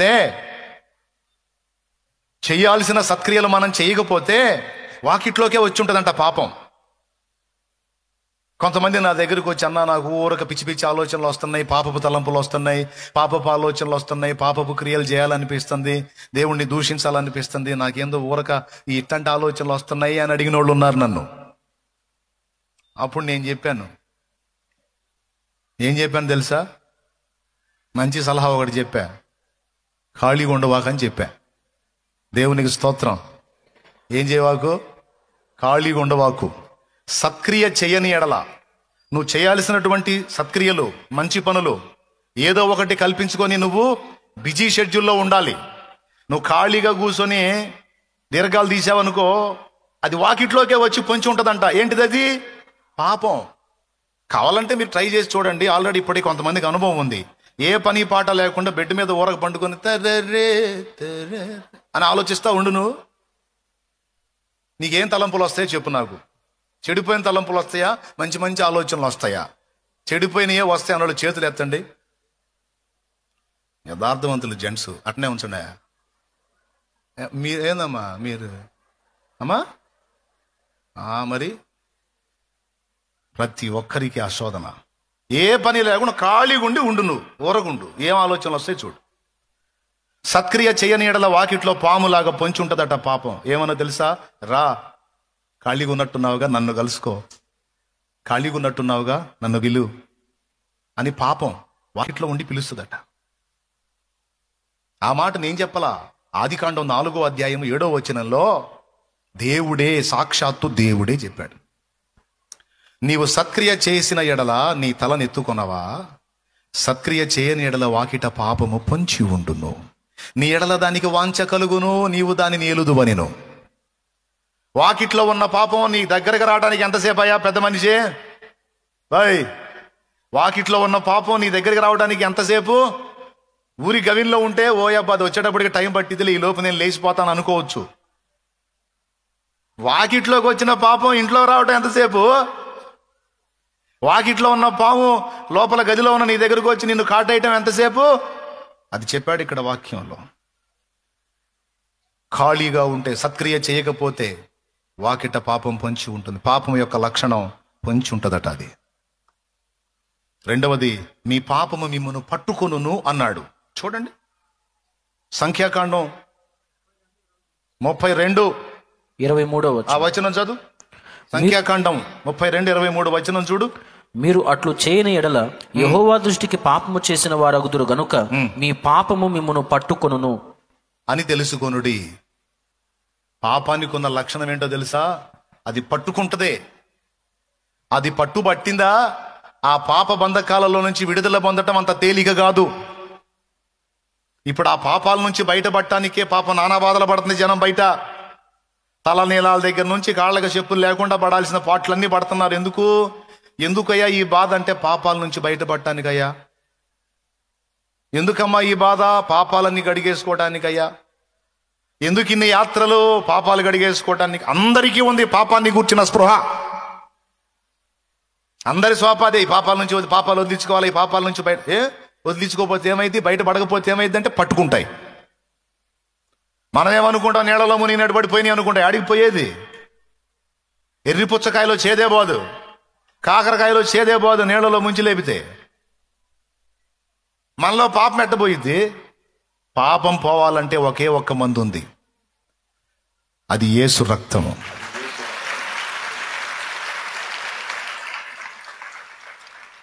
ప్రతి ఘోర పాపమును కడుగును మన యేసయ్యా రక్తము. ప్రతి ఘోర పాపమును కడుగును మన యేసయ్యా రక్తము. బహు దుఃఖములో మునిగెనే చెమట రక్తముగా దుఃఖములో మునిగెనే, చెమట రక్తముగా మారెనే. యేసు రక్తము రక్తము రక్తము, యేసు రక్తము రక్తము రక్తము, అమూల్యమైన రక్తము, నిష్కళంకమైన రక్తము, అమూల్యమైన రక్తము, నిష్కళంకమైన రక్తము. యేసు రక్తము రక్తము రక్తము, ఆమేన్. యేసు రక్తము రక్తము రక్తము. హల్లెలూయా. అమూల్యమైన యేసు రక్తముతోనే ఆ పాపం నుంచి విడుదల పొందగలం. ఇంకా ఏం చేసి కూడా పోవు పోవమ్మా. ట్రై చేసి చూడు, తిప్పలబడు, పడ్డావు ఇప్పటిదాకా పావు.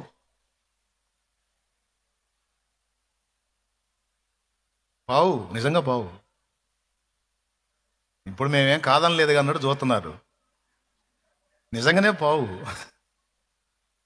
మరి పోకపోతే ఏం జరిగిద్ది? పాపాలు కడగబడకపోతే, పరిశుద్ధ పరచబడకపోతే, మన జీవితాలు శాపం నుండి విడుదల పొందకపోతే ఏం జరిగిద్దో చెప్పనా? సత్యాక నరకం సంగతి అట్టుంచి బ్రతుకొక నరకంగా మారిద్ది. అశాంతి, వేదన, దుఃఖము, భయము అన్నీ ఆవరిస్తాయి. ఏనాడైతే 2002వ సంవత్సరం ఏప్రిల్ 17న నేను బాప్తిస్మం పొంది పాపాలన్నీ కడిగేసుకున్నానో, ఆ రోజు నుంచి ఈ రోజు దాకా ఇక దాన్ని కూర్చిన భయం లేదు నాకు. ఇక ఆ స్పర్శే లేదు.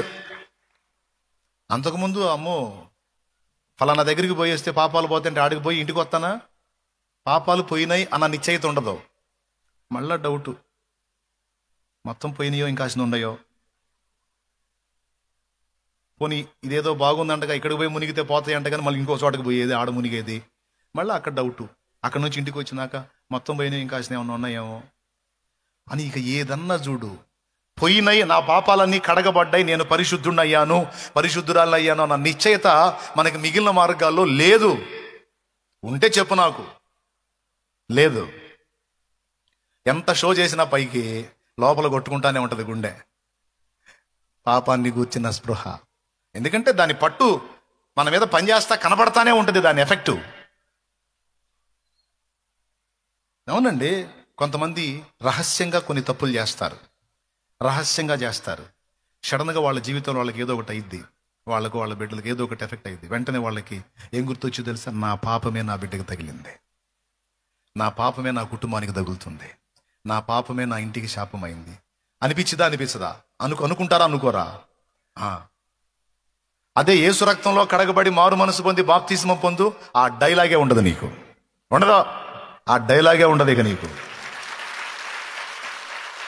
ఎందుకు? ఎందుకంటే యేసు ప్రభు స్పష్టంగా నా పాపాలు మోసినట్టు చరిత్ర ఉంది. యేసు ప్రభు నా పాపాలకు ప్రాయశ్చిత్తార్థ బలిగా తను తాను అప్పగించుకున్నట్టు సాక్ష్యం ఉందే. అంతేకాదు, ఆయన రక్తంలో కడగబడిన తర్వాత పాపం నుండి విడుదల వచ్చినటువంటి, రక్షణ వచ్చినటువంటి అనుభూతి కూడా ఖచ్చితంగా మనకు కలిగిద్ది. దాని పేరే రక్షణానందం. ఏం పేరు?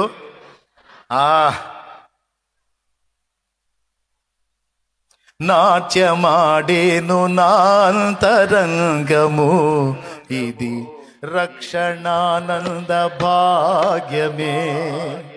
నాట్యమాడేను నాంతరంగము, ఇది రక్షణానంద భాగ్యమే. సుగుణాల సంపన్నుడా, స్తుతిగానాల వారసుడా, జీవింతును నిత్యము నీ నీడను, ఆస్వాదింతును నీ మాటల మకరందము. జీవింతును నిత్యము నీ నీడను, ఆస్వాదింతును నీ మాటల మకరందము. దేవునికి మహిమ.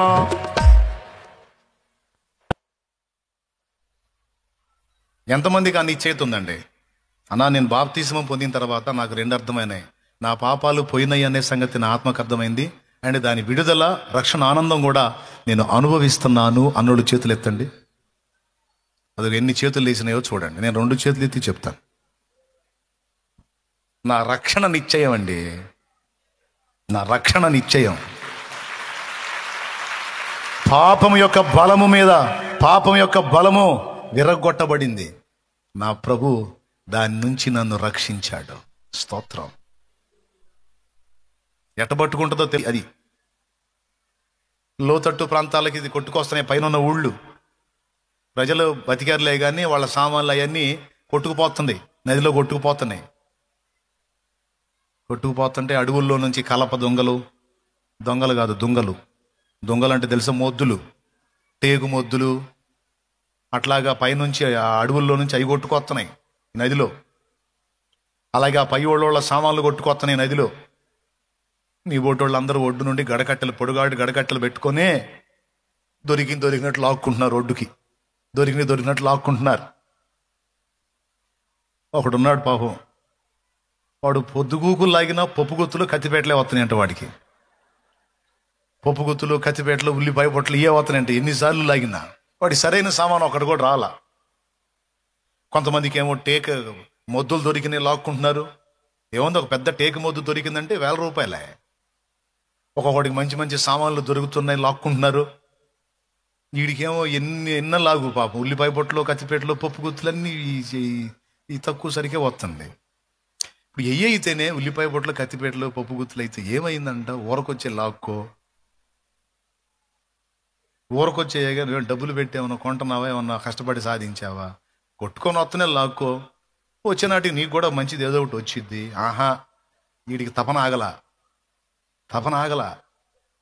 అక్క ఇట్లా కాదని ఆ గడకట్టె పక్కకు పడేసి చొక్కా తీసేసి ఇక గెటప్ వేసాడు. ఇక ఈతగాడి గెటప్ వేసాడు. ఈతగాడు మనోడు ఏం ఫిక్స్ అయ్యాడంటే ఆ నదిలో ఈదాలని ఫిక్స్ అయ్యాడు. ఒడ్డునున్నోళ్ళు చెప్పారు, అరే ఎందుకురా, ఏదో వచ్చినే లాక్కోక ఎందుకురా, నది ఆవంతున భారత ఉంది, సాహసాలు ఎందుకురా అని అంటున్నారు. నీకేమరా మీరు అట్నే మాట్లాడతారు, వాడికేమో టేక్ వచ్చింది, నీకేమో సామాన్లు వచ్చినాయి, వీడికేమో ఇవి వచ్చినాయి, నాకేందిరా అయ్యి. కాదు నేను ఏదైనా దిగి మంచిదాన్ని పట్టుకొచ్చుకుంటానని ఫిక్స్ అయ్యి ఎదురు చూస్తూ ఉంటే ఒక నల్లటి మూట కొట్టుకుంటూ వస్తుందంట నదిలో నుంచి. నల్లటి మూట నడేట్లో కొట్టుకొస్తుంది. వీడికి ఇంకా ఆశ కలిగింది, ఈ మూట పట్టుకొచ్చుకున్నానంటే ఈ దెబ్బతో ఇక నా కష్టాలన్నీ పోతాయి రాబాయ్ అని ఫిక్స్ అయ్యాడు. అల్లంత దూరంలో ఆ మూట కొట్టుకుంటూ వస్తుండగా వీడు ఇక్కడ దూకి వెళ్ళాడు. ఇక దాని దగ్గరికి వెళ్ళాడు. అది వస్తూ ఉంది. పొయ్యి ఆ మూట మీద అలా చెయ్యేశాడు అంతే. ఆ మూట ఇటు తిరిగి ఈయన పట్టుకుంది. ఎందుకంటే అది మూట కాదు, బతికున్న ఎలుగుబంటి.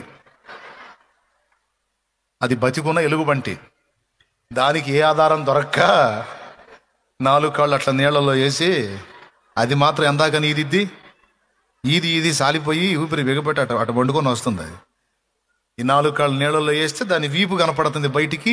ఆ వెంట్రుకల్లో వీపు ఉంటుంది కదా. వీడేమో నల్ల మూట అనుకున్నాడు. నల్ల మూట కాదు, ఒరిజినల్ బతికొని ఎలుగుబంటి. వీడెప్పుడైతే దాని మీద చేసాడో దాని ప్రాణం లేసి వచ్చింది. అమ్మ ఏదో చెట్టు తగిలిందిరా, నాకు ఏదో కొమ్మ తగిలిందా, టపామని లేచి ఇడి తిరిగి గట్టిగా పట్టుకుంది. ఇక ఎలుగుబంటి పట్టు అంటే మామూలు పట్ట. ఈడు గజ ఈతగాడైనా ఇక వాడల్లా కాదుగా. కాళ్ళు ఆడిద్దామంటే కాళ్ళు పట్టేసింది, చేతులు ఆడిద్దామంటే చేతులు పట్టేసింది. మునుగుతున్నాడు లెగుతున్నాడు, అది మునుగుతుంది లెగుస్తుంది. ఒడ్డునున్నోళ్ళు మొత్తుకుంటున్నారు, ఒరేయ్ ఏందిరా అది, అంత బరువు అయిందైతే వదిలేయాలి అంటున్నారు వీళ్ళు. వాళ్ళేమనుకుంటున్నారంటే బరువు అయినట్టుంది, లాక్కొని పోతున్నాడు దాన్ని, వదిలేరా, ఇంకొకటి దొరికిద్ది వదిలేరా అంటున్నారు. వాడు 2 చేతులు చూపించాడు నీళ్లలో. నేనెప్పుడో వదిలా. మరేమైంది, ఇప్పుడు అదే పట్టుకుంది. మీరు నవ్వుతున్నారు కానీ విషయం భయంకరమైంది. మిమ్మల్ని పట్టుకుంటే ఎట్టుంటుంది ఎలుగుబంటి అంటే జస్ట్ పోయి చేయేసిన దాకే మన పని. ఏదైనా తాగుడైనా, వ్యభిచారమైనా, ఏదైనా అక్రమ సంబంధమైనా తగిలించుకునేంత వరకే మన పని. టచ్ చేసిన తర్వాత ఇక మన పనే ఉంటుంది, ఇక అదే చూసుకుంటుంది. తాగుడైనా ఏ పాపమైనా సరే, అది స్త్రీలైనా పురుషులైనా, జస్ట్ హ్యాండ్ వేసి చేయేసిన దాకే మన పని అంతే. ఇటు తిరిగి మనల్ని పట్టుకుంటుంది. పాపం మంచి లవ్వు దానికి మన మీద. మరి ఇప్పుడు దాని పట్టు నుంచి ఎట్లా పోయాడు. పాపం ప్రతి మనిషిని అట్ట పట్టుకోనుంది, ఒక్కొక్కడిని అట్ట పట్టుకోనుంది, ఒక్కొక్క ఆమెను అట్ట పట్టుకోనుంది. పాపం కుటుంబాలను పట్టి ఉంది. పాపం ఒక ఎలుగుబంటిలాగా, ఒక క్రూర మృగంలాగా పట్టింది. దాన్ని పట్టు నుంచి విడిపించడానికి వచ్చాడు యేసయ్య.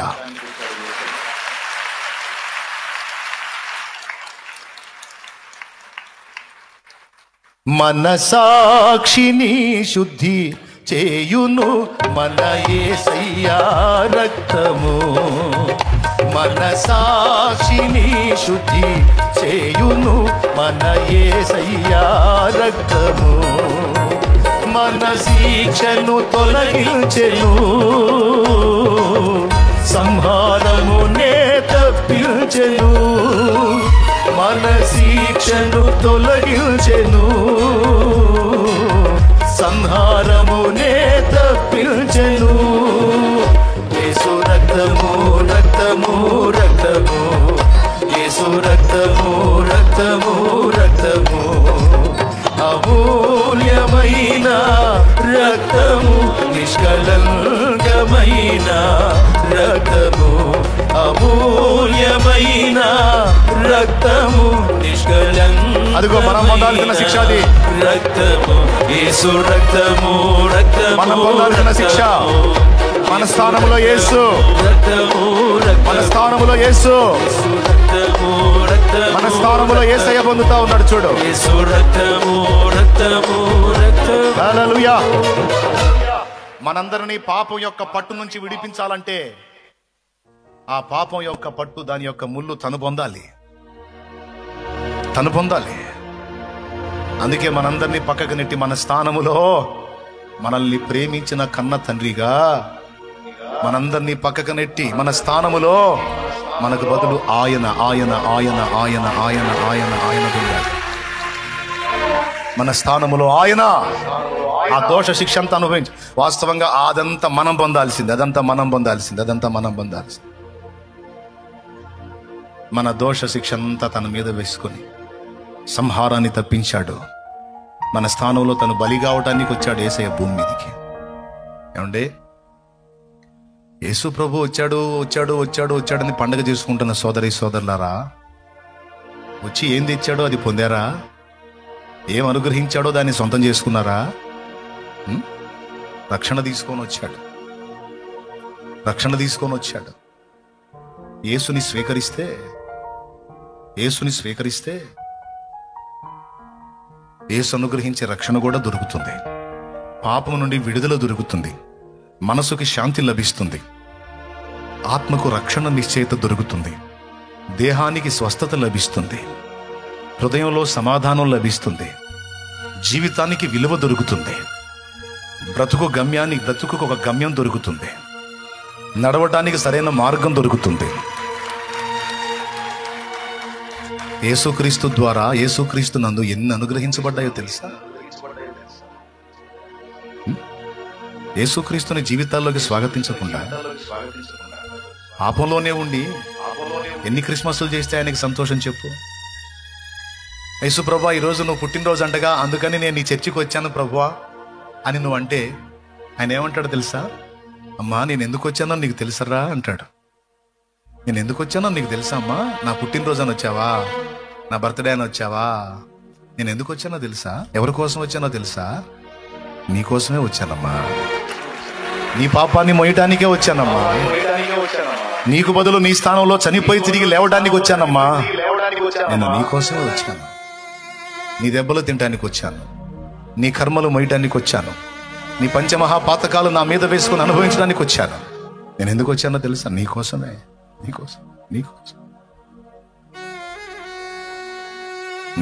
వచ్చానమ్మా. కుమారుడా, ఈరోజు క్రిస్మస్ అని వచ్చావా? నేను భూమి మీదకి వచ్చానని ఆ రోజుని సెలబ్రేట్ చేసుకోవడానికి వచ్చావా? నేను ఎందుకు వచ్చానో తెలుసా నా కుమారుడా? నీకోసమే వచ్చాను.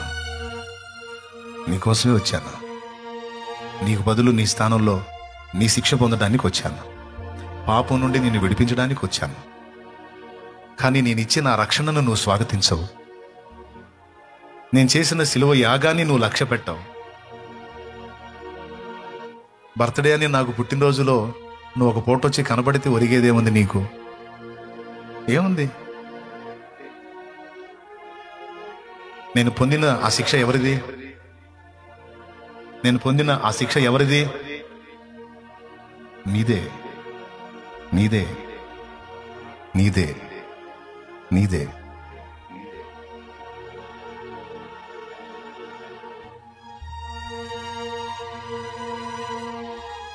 యేసు ప్రభునందు చాలా ఉన్నాయండి.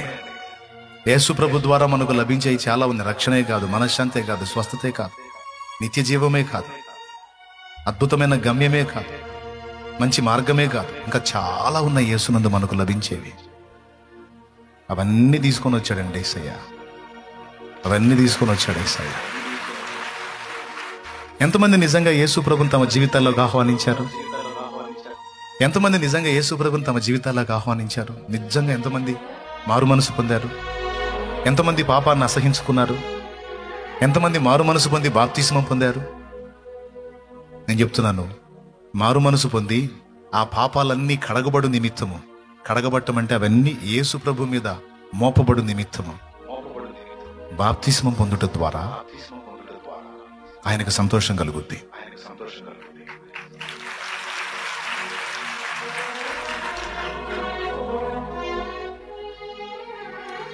చిన్న ఎగ్జాంపుల్ చెప్పనా?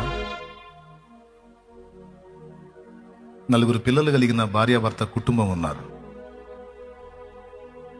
అప్పట్లో పూరిళ్ళన్నీ, పూరిళ్ళు.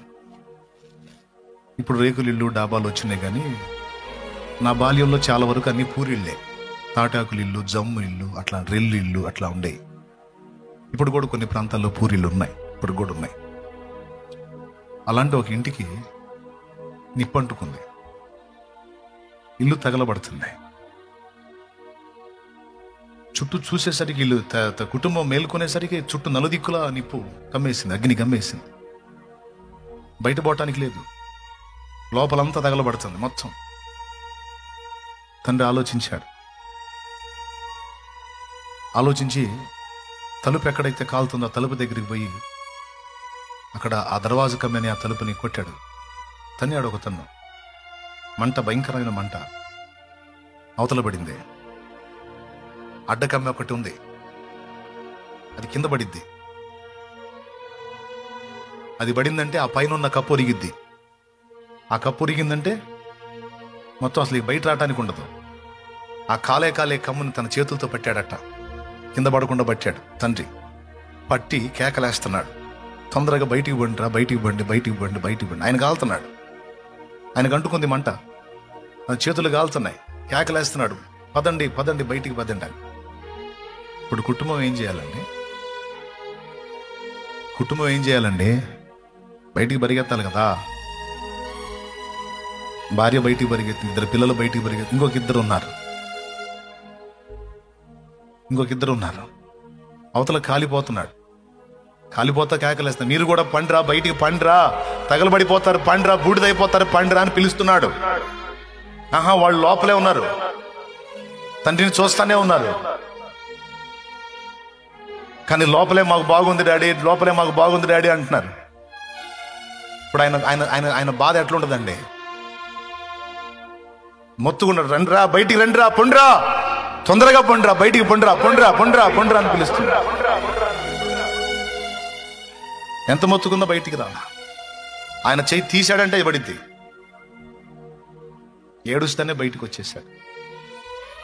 ఎంత పిలిచినా బయటికి రాని పిల్లలు కాలిపోయారు. ఇప్పుడు తండ్రికి సంతోషం ఉంటుందండి?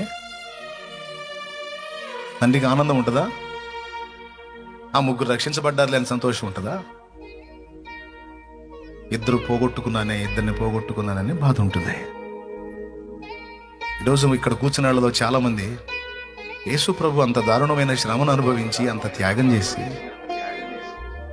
చావునే అనుభవించి, అరికాలు మొదలు నడినెత్తి వరకు, శిర మొదలుకొని శ్రీపాదం వరకు సర్వ శరీరం గాయాలమయమై, నీ మీదకి వచ్చేటువంటి అగ్ని నీ మీదకి రాకుండా తన మీద వేసుకుని నీకు దారి చూపించాడు. రా, త్వరగా పరిగెత్తు, త్వరగా బయటపడు, త్వరగా బయటపడని పిలిస్తే ఆ పిలుపును పట్టించుకోకుండా లోపలే కూర్చొని పండగ చేసుకుంటున్నావు నువ్వు.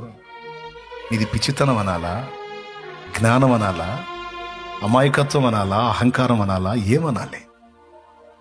ఒకసారి ఆలోచించు.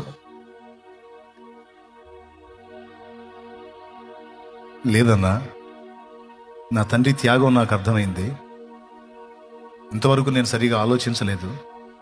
నా పాపాల కోసం, నన్ను విడిపించడం కోసం ఆయన అంతగా బలైనప్పుడు ఇక నేనెందుకు ఆగుతాను? నా పాపాలు కడిగేసుకొని నేను కూడా పరిశుద్ధ జీవితంలోకి వస్తాను. నా జీవితాన్ని మార్చుకుంటానన్నా. నాకు యేసు కావాలి, నాకు యేసు కావాలి, నాకు యేసు కావాలి అన్నవాళ్ళు ఎంతమంది ఉన్నారు? అన్నా, ఈరోజు ఆయన రక్తంలో నేను కడగబడతాను, ఆయన రక్తంలో నేను కడగబడతానన్నా, ఆయన రక్తంలో నేను కడగబడతానన్నా, నేను పరిశుద్ధపరచబడతానన్నా. నాకు బాప్తిస్మం ఇవ్వనా, నేను తీసుకుంటానికి సిద్ధంగా ఉన్నాను అన్నోళ్ళు పైకి లేచి నిలబడండి. ఎవరు సిద్ధమయ్యారు? లేచి నిలబడండి. రక్షణ పొందకుండా, పాప క్షమాపణ నిమిత్తం బాప్తిస్మం పొందకుండా ఆయన నీకోసం అంత దారుణమైన యాతన అనుభవించింది. విడుదల పొందు అని పిలిస్తే విడుదల పొందకుండా నువ్వు క్రిస్మస్ జరుపుకుంటే అర్థమేముంది? లోపల కూర్చొని పండగ చేసుకున్నట్టు కదా, కాలిపోతున్న ఇంట్లో కూర్చొని. రండి, సిద్ధపడిన వాళ్ళందరూ రండి, ముందుకు వచ్చేసేయండి. అలాగే ముందుకు వచ్చేయండి. పురుషులు ఈ ప్రక్కన, స్త్రీలు ఈ ప్రక్కన, త్వరగా రండి.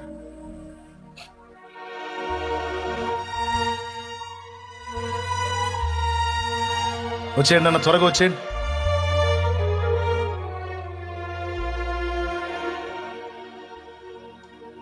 నిన్ను ప్రేమించి నీ కోసం తన పవిత్ర రక్తాన్ని క్రయధనముగా చెల్లించిన ప్రేమామూర్తి నా యేసు. లేకపోతే ఎందుకండి ఆ శ్రమ ఆయనకి? న్యాయాధిపతి నీవై ఉండి తీర్పుకు నిలిచావే. త్వరగా వచ్చేయండి అన్న, త్వరగా వచ్చేయండి. నా దోషములు నీవు వహించి శిక్షను కోరావే. నా ప్రాణదీపమా, నా తోడు నేస్తమా, నేనంటే అంత ప్రేమ. నా కొరకే నా ఈ శ్రమ. నా ప్రాణదీపమా, నా తోడు నేస్తమా. త్వరగా రండి మా, సిద్ధపడ్డవాళ్ళు త్వరగా రావాలి. కూర్చోండి అన్న, కొంచెం వెనక్కి జరిగి కూర్చోండి మా, కూర్చోండి అన్న. సిద్ధపడ్డోళ్ళు, నాకు యేసు కావాలి, పాపం నుంచి నాకు విడుదల కావాలి, శాపం నుంచి నాకు విడుదల కావాలి, నాకు రక్షణ కావాలి, నాకు ఆత్మరక్షణ కావాలి, నిత్య జీవం కావాలి, నాకు యేసు కావాలి. వస్తున్న వారికి దారిని ఇవ్వండి.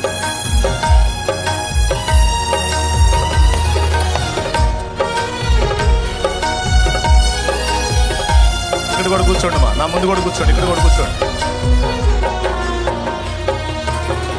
న్యాయాధిపతి నీవై ఉండి తీర్పుకు నిలిచావే. నా దోషములు నీవు వహించి శిక్షను కోరావే.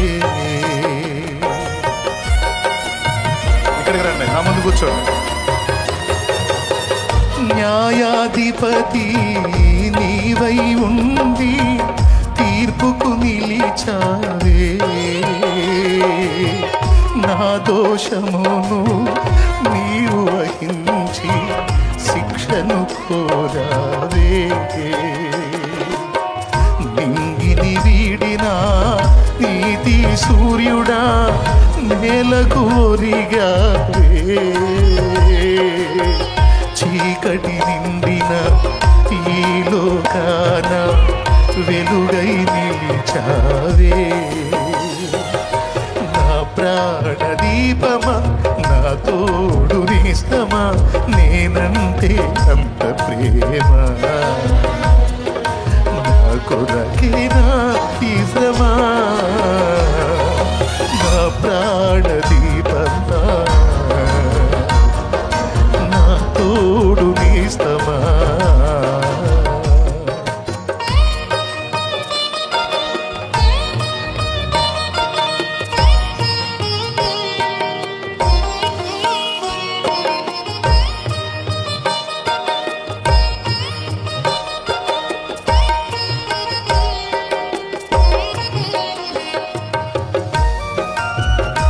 యేసు రక్తము మన కోసం కార్చబడి, పరిశుద్ధ రక్తం అది, దైవ రక్తము. దేవుడే భూమి మీదకి వచ్చి మనుషుడిగా జన్మించి కార్చిన రక్తం అది. తమ్ముడా, నీ కోసమే కార్చబడి. నీకెంతకాలం పాపంలో ఉంటావు? నీకెంతకాలం శాపంలో ఉంటావు? నువ్వు పాపంలో ఉండి చేసే క్రిస్మస్ పండుగలు దేవుడు సంతోషించేవి కావు. చెల్లి, ఇంకెంతకాలం ఉంటావు? బయటపడు, అగ్నిగుండం నుంచి కాపాడబడు.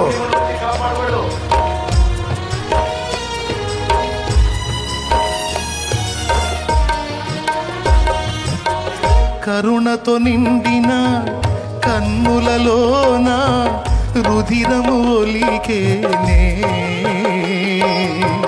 వస్త్రము తాకిన స్వస్థతనిచ్చిన, తాకిన స్వస్థతనిచ్చిన దేహము నలిగేనే.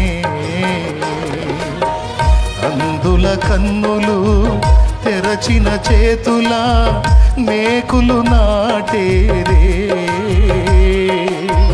దీనుల కోసం నడచిన పాదాలు మెత్తుట తడిచేనే. నా ప్రాణ దీపమా, నా తోడు నిస్తమా, నేనంటే అంత ప్రేమ. నా కొరకేనా ఈ శ్రమ, నా ప్రాణ దీపమా, నా తోడు నిస్తమా. Praise the Lord. హల్లెలూయా. నా ప్రియమైన దేవుని బిడ్డలారా, కొంతమందికి ఆయన ఎంత విలువైన రక్షణ ఇచ్చాడో అర్థం కాల. కొంతమందికి ఆయనకి ఏం అవసరం అండి? మీరు ఎవరిని వెతుకుతున్నారు? మేము నజరేయుడైన యేసుని వెతుకుతున్నాం. ఆ యేసును నేనే, నన్ను బంధించండి అని తను తాను అప్పగించుకునే అవసరం ఆయనకి ఎందుకండి? ఆయన అప్పగించుకోకపోతే మనందరం నశించక తప్పదు. ఆయన అప్పగించుకోకపోతే మనకు నరకం తప్పదు. ఆయన అప్పగించుకోకపోతే మనం శిక్ష అనుభవించక తప్పదు. మనల్ని విడిపించడానికి మన స్థానంలో భూమి మీద దేవుడే తాను అలాగొచ్చి మన కోసం అలా ప్రాయశ్చిత్తార్థమైన బలిగా అయితే తప్ప మానవ జాతికి రక్షణ లేదు. గనుకనే ఆయన భూమి మీదికి రావటం, సిలువనెక్కటం, ప్రాణం పెట్టడం, సమాధి చేయబట్టం, మూడో నాడు పునరుత్థానుడై తిరిగి లేవటం, ఇవన్నీ కేవలం మన కోసమే జరిగినాయి. మన కోసమే జరిగినాయి. మన కోసమే జరిగినాయి. మన కోసమే జరిగినాయి. కాసేపు చేతులు చాపి ఇలా ఉంచగలవా? చేతులు టైట్గా ఇలా చాపి కాసేపు ఉంచగలవా? అలా పైకి నీ వల్ల కాదు, నీ వల్ల కాదు. అలాగున్న పైకి క్షణాల్లోని గోడలు భయంకరమైన బాధ. అరికాలు మొదలు నడినెత్తి వరకు, శిరం మొదలుకొని సిరిపాదం వరకు అతి దారుణమైనటువంటి యాతన నా ప్రభు అనుభవించాడు. వచ్చిందే అనుభవించడానికి. లేకపోతే నీకు నాకు రక్షణ లేదురా తల్లి, లేదన్నా. అన్ని గ్రంథాలు చెప్పినాయదే. పరమాత్ముడు రుధిరం కార్చకపోతే మనం పరలోకానికి వెళ్ళే దారే లేదు అని. సృష్టికర్త బలి ఇవ్వబడే హోమ పశువుగా తనను తాను ఆహుతించుకోకపోతే ఈ సృష్టి విమోచింపబడటం సాధ్యం కాదు. మీరు నమ్మినా నమ్మకపోయినా ఇది దేవుడు నిరూపించిన సత్యం. ఇది దేవుడు చెప్పమన్న సత్యం. దేవుడు ఇవ్వమన్న హెచ్చరిక. దేవుడు ఇవ్వమన్న పిలుపు. ఆ పిలుపు పిలిచాను. ఇదిగో ఇంతమంది ఈరోజు ఒక నిర్ణయానికి వచ్చారు. ఇంతమంది బిడ్డలు తమ జీవితంలో పాపము నుంచి విడుదల పొంది పాపిష్టి జీవితాన్ని విడిచిపెట్టి క్రొత్త జీవితం క్రీస్తునందు నూతన సృష్టిగా మారాలి, యేసు కావాలి అని వచ్చారు ఇంతమంది బిడ్డలు. ఈ బిడ్డలందరూ మంచి మనసుతో దేవుని సత్యాన్ని అర్థం చేసుకుని ఈరోజు ఆయన రక్తంలో కడగబట్టడానికి తీర్మానించుకున్నారు. వీళ్ళది నిజమైన క్రిస్మస్. ఇది నిజమైన క్రిస్మస్. దీన్ని బట్టి సంతోషపడతాడు నా యేసయ్య. ఎందుకో తెలుసా? ఆయన సిలువ వ్యర్థం కాలేదు. ఈరోజు ఆయన పడిన యాతనకి న్యాయం జరుగుతుంది. ఏం ఆశించి మన కోసం భూమి మీదకి వచ్చాడో, మహిమను వదిలిపెట్టాడో, చిత్రవదన అనుభవించాడో, ఆ త్యాగానికి ఇదిగో ఇది న్యాయం జరుగుతుంది. ఇక్కడ న్యాయం జరుగుతుంది. న్యాయం జరుగుతుంది. న్యాయం జరుగుతుంది. దీన్ని బట్టి సంతోషిస్తాడు. యేసు ప్రభు ఎందుకు భూమి మీదకి వచ్చాడో అది ఎరిగి ఒక పాపి మారు మనసు పొంది రక్షణ పొందుట ద్వారా నా తండ్రి సంతోషపడతాడు. మారు మనసు అక్కరలేదు. 99 నీతిమంతుల విషయమే కలుగు సంతోషం కంటే మారు మనసు పొందు ఒక్క పాపి విషయమే పరలోకంలో ఎక్కువ సంతోషం కలుగుదని రాస్తుంది. పరలోకంలో సంతోషం అంటే ఎవరి సంతోషమో తెలుసు, అది దేవుడి సంతోషమే. ఇంతమంది హృదయాల్లో సంతోషం. ఈరోజు మీ హృదయాల్లో కూడా సంతోషం రావాలి. ఎందుకంటే మీరు ప్రార్థించారు, కన్నీరు గార్చారు. రక్షించండి ప్రభువా, ఆత్మల్ని రక్షించండి ప్రభువా. మేము రక్షించబడ్డాం, మేము బయటపడ్డాం, మేము నరకం తప్పించుకున్నాం. చాలా మంది ఇంకా అందులోనే ఉన్నారు ప్రభువా. చాలా మంది ఇంకా సత్యం ఎరగని స్థితిలో ఉన్నారు, అంధకారంలో ఉన్నారు, అజ్ఞానంలో ఉన్నారు. వారిని దర్శించు ప్రభువా, వారితో మాట్లాడు ప్రభువా, వారి మనోనేత్రాలు వెలిగించు ప్రభువా. నీ సిలువ విలువ వాళ్ళకి తెలిసేటట్టు చెయ్యి ప్రభువా అని మీరు ఏడ్చారు, ప్రార్థించారు, ప్రకటించారు. ఈరోజు మీ ప్రయాస ఫలించింది. నా యేసయ్య సిలువ వ్యర్థం కాలేదు. అనేక మంది తీర్మానానికి వచ్చారు రక్షణ పొందడానికి. నా తండ్రికి మహిమ కలుగును గాక. వారి కోసం చిన్న ప్రార్థన చేసి వారిని పంపిద్దాం నీళ్ల దగ్గరికి. పైకి లేచి నిలబడండి నాన్న.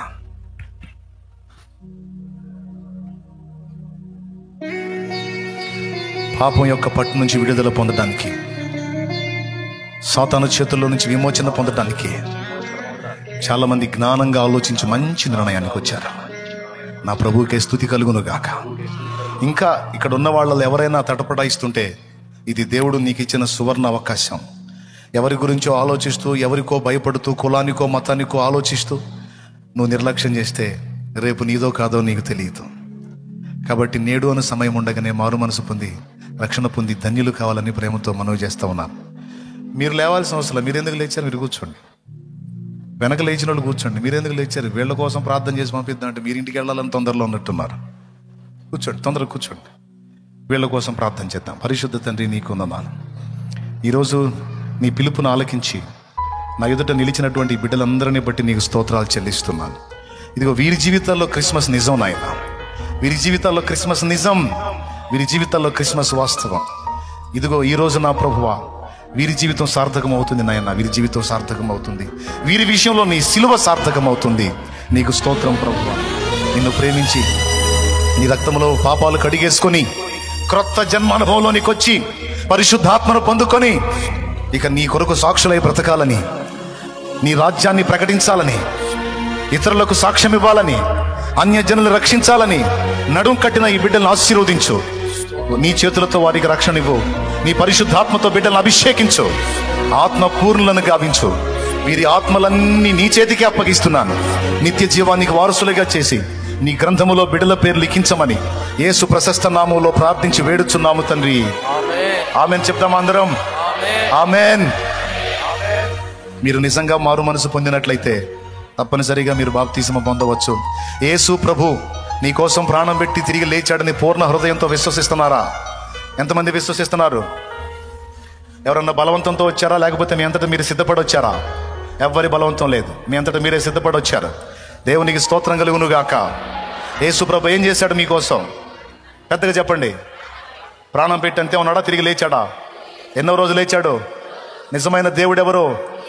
లోకమంతా అంగీకరించదగిన దేవుడెవరు? సరైన మాదిరెవరు? ఏ పాపం లేని పరిశుద్ధుడెవరు? దేవుడు అనడానికి యోగ్యుడెవరు? మన పాపాల కోసం ప్రాణం పెట్టి తిరిగి లేచిన వాడెవరు? త్వరలో రాబోతున్న వాడెవరు? ప్రళయ దినమందు ప్రత్యక్షమయ్యేవాడెవరు? ప్రళయ దినమందు ప్రత్యక్షమయ్యేవాడెవరు? నజరేయుడగు యేసు. సిద్ధపడ్డారు కదూ? రైట్. ఎటు వెళ్ళాలి? ఈ ప్రక్క నుంచి. ఏం కాదు, ఒక పక్క నుంచి వెళ్తారు. ఇటు పక్క నుంచి పండి. రండి నాన్న, మీరు కూడా ఇటు వచ్చేసారు. పదండి మా. చప్పట్లు కూడా దేవుని మహిమపరుద్దామా?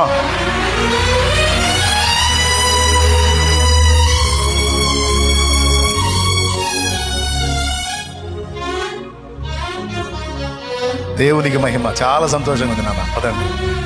నా యేసయ్య ప్రయాస ఫలించింది, బిడ్డల ప్రార్థన ఫలించింది. God bless you. మంచి నిర్ణయం తీసుకున్నారు. పండి. నిజంగా పండుగ చేసుకోవాలి ఈరోజు మీరు పోయి. చలో, దేవునికి మహిమ. దేవుడు మీకు తోడై ఉండను కాక.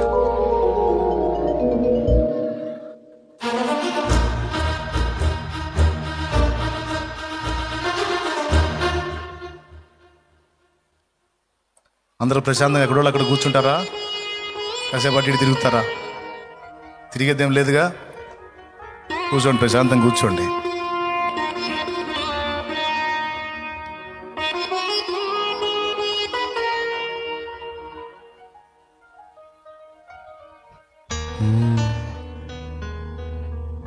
నువ్వు సిద్ధపడ్డావా?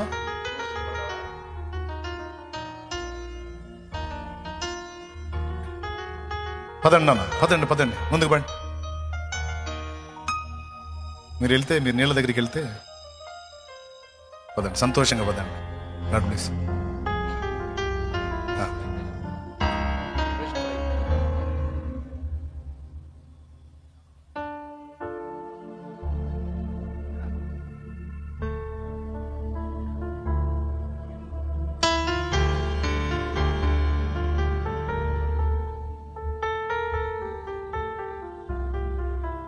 ఇంతమంది రక్షణ తీర్మానం చేసుకుంటే మీకు సంతోషం కలగలేదా? ఇంతేనా? పరలోకంలో ఎక్కువ సంతోషం.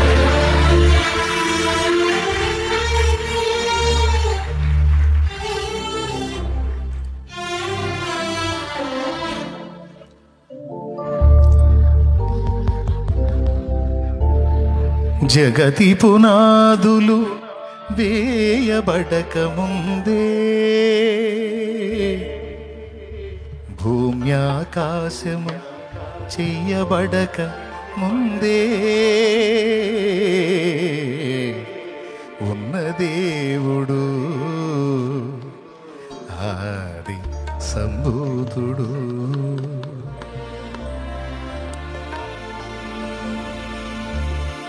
ఆహార పదార్థాలు రెడీయా?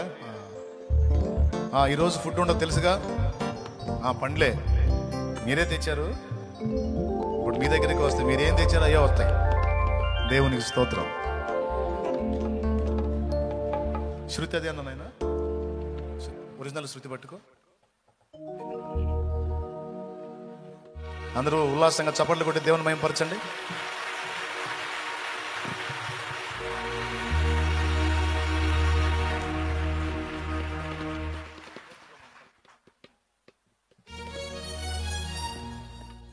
ఎంతమంది హ్యాపీగా ఉన్నారు? ఎందుకు సంతోషం? ఆత్మలు రక్షించబడుతున్నాయి కాబట్టే. దేవునికి మహిమ. రైట్, అవును. యేసయ్య భూమి మీదకి వచ్చింది ఆత్మను రక్షించడానికి. అది జరిగినప్పుడే క్రిస్మస్కి న్యాయం జరిగినట్టు. లేకపోతే ఏముందండి? పాడేదా సాంగ్ పాడుతూ ఉంటాను. ఈలోపు ఆ ఫ్రూట్స్ అన్ని మీ మధ్యలోకి తీసుకొస్తారు. తర్వాత మీరు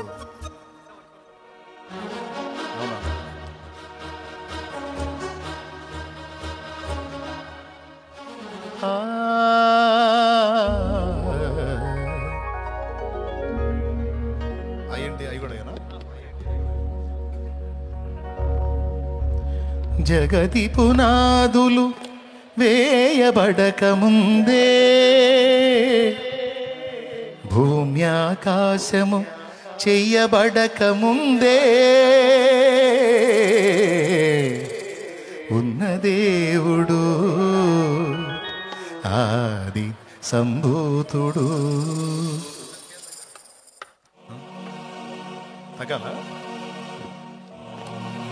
జగతి పునాదులు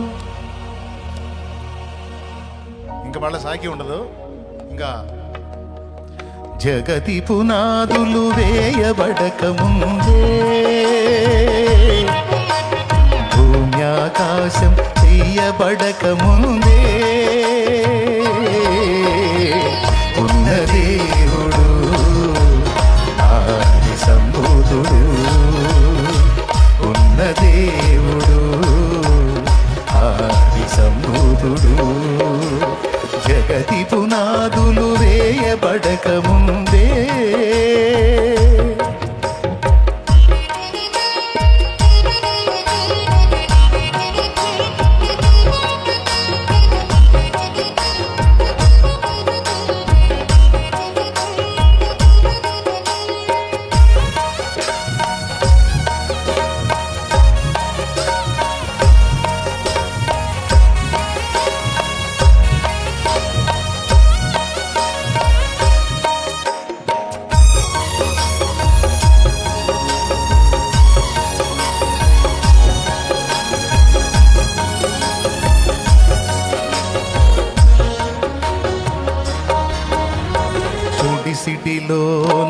జలములను కొలిచిన వాడితడు.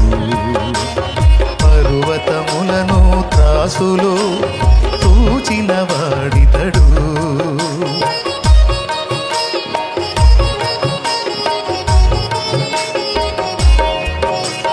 కుడిసిటిలోన జలములను కొలిచిన వాడితడు.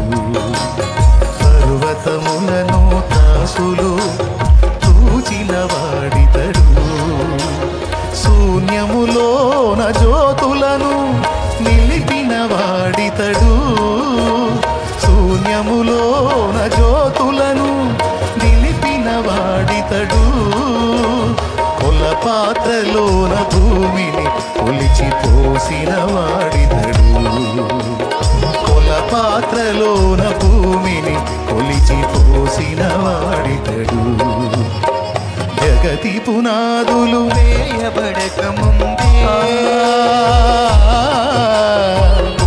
ఆకాశము చేయబడక ముందే ఉన్న దేవుడు ఆది సంభూతుడు. ఉన్న దేవుడు ఆది సంభూతుడు.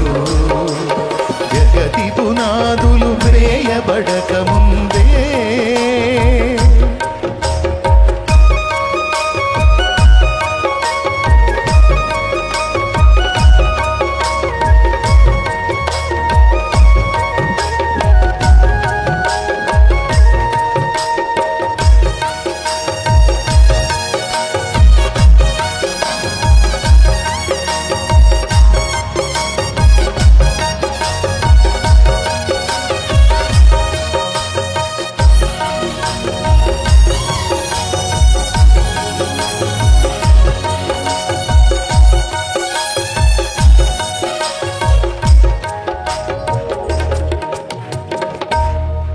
को भवानिति तं प्राह शोवाचमुदान्वितम्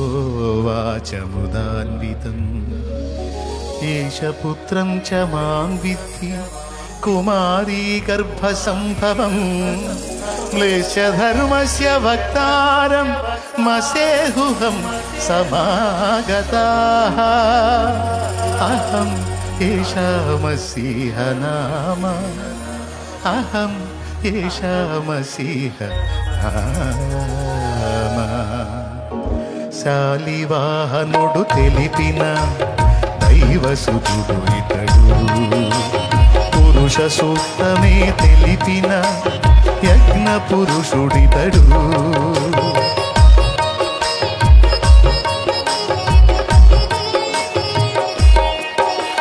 శాలివాహనుడు తెలిపిన దైవసుతుడు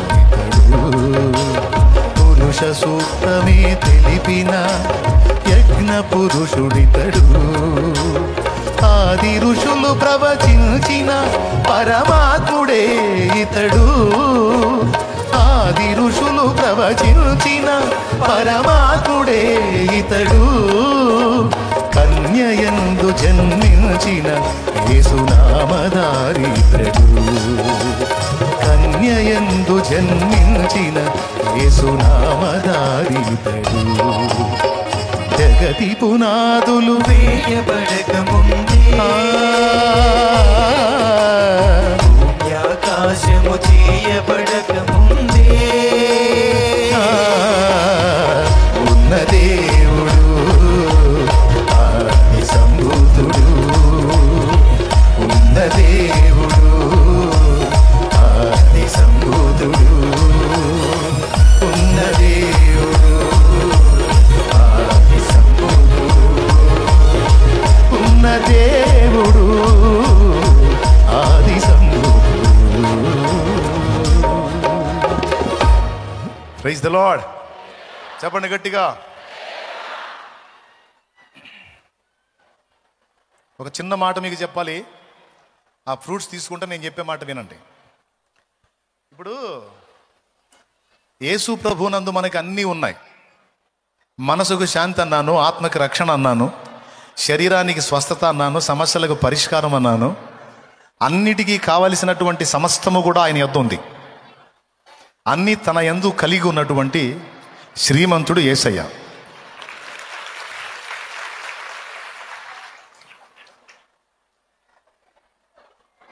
పంచేవాళ్ళు మాత్రమే తిరగండి, మిగిలిన వాళ్ళు తిరగవాకండి.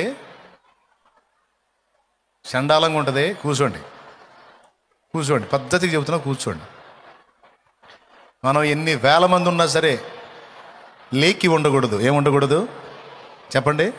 లేకి ఉండకూడదు. పద్ధతి ఉండాలి. లేకిగా తిరగటం, చీదర చేయటం చేయవాకండి. అందించేవాళ్ళు మాత్రమే తిరుగుతారు, మిగిలిన వాళ్ళు మర్యాద కూర్చొని నేను చెప్పిన మాట వినండి. ముందు చెప్పిన సందేశం వాళ్ళు వెళ్ళారు, అయిపోయింది వాళ్ళ కోట. మరి మీ కోట లేదా? ఒక్క మొక్క చెప్తా, తీసుకొని ఇంటికి పో. కష్టపడి వచ్చావు కాబట్టి. వింటావా సర్దుకుంటావా? ఎంతమంది వింటారు? విను, ఒక మొక్క విను.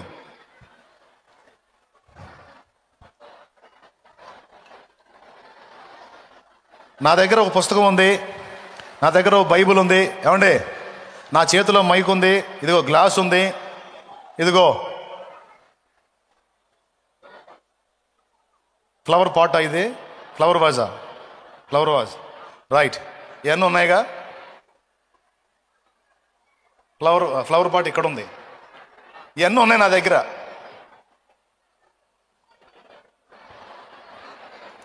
చూడు ఎంత పెద్దది ఉందో నా దగ్గర. దేవునికి స్తోత్రం కలే. ఎంతమందికి మైండ్ సరిగ్గా పనిచేస్తుంది? అందరు లైన్లోనే ఉన్నారుగా. స్తోత్రం చెప్పండి ఒకసారి. ఇవే కాదు, ఈ బైబిల్లో డబ్బులు కూడా ఉన్నట్టున్నాయి.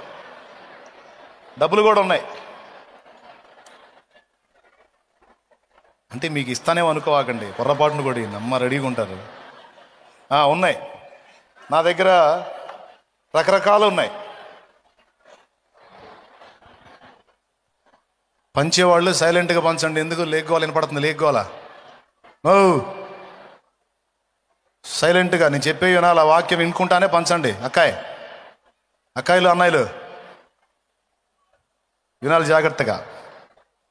వాళ్ళని చూపిస్తావేరా, రైలు భోగిని చూపించినట్టు నన్ను చూపించరా?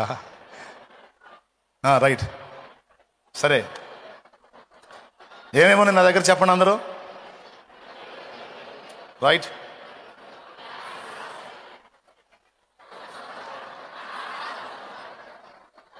ఫ్లవర్ వాజ్ ఉంది, ఫ్లవర్ పాట్ ఉంది. ఏమండి, పెద్దది ఇది. ఇంకా నా దగ్గర బైబిల్ ఉంది, నా చేతిలో మైక్ ఉంది, చాలా ఉన్నాయి నా దగ్గర. ఇవన్నీ నా దగ్గర నేను కలిగి ఉన్నా. ఇవన్నీ నా దగ్గర నేను కలిగి ఉన్నట్టు మనకు కావలసినవన్నీ యేసు నందు తండ్రి మనకన్నీ అనుగ్రహించాడు. ఇప్పుడు నా దగ్గర ఉన్న ఇవన్నీ నీ దగ్గరికి రావాలంటే నువ్వేం చేయాలి?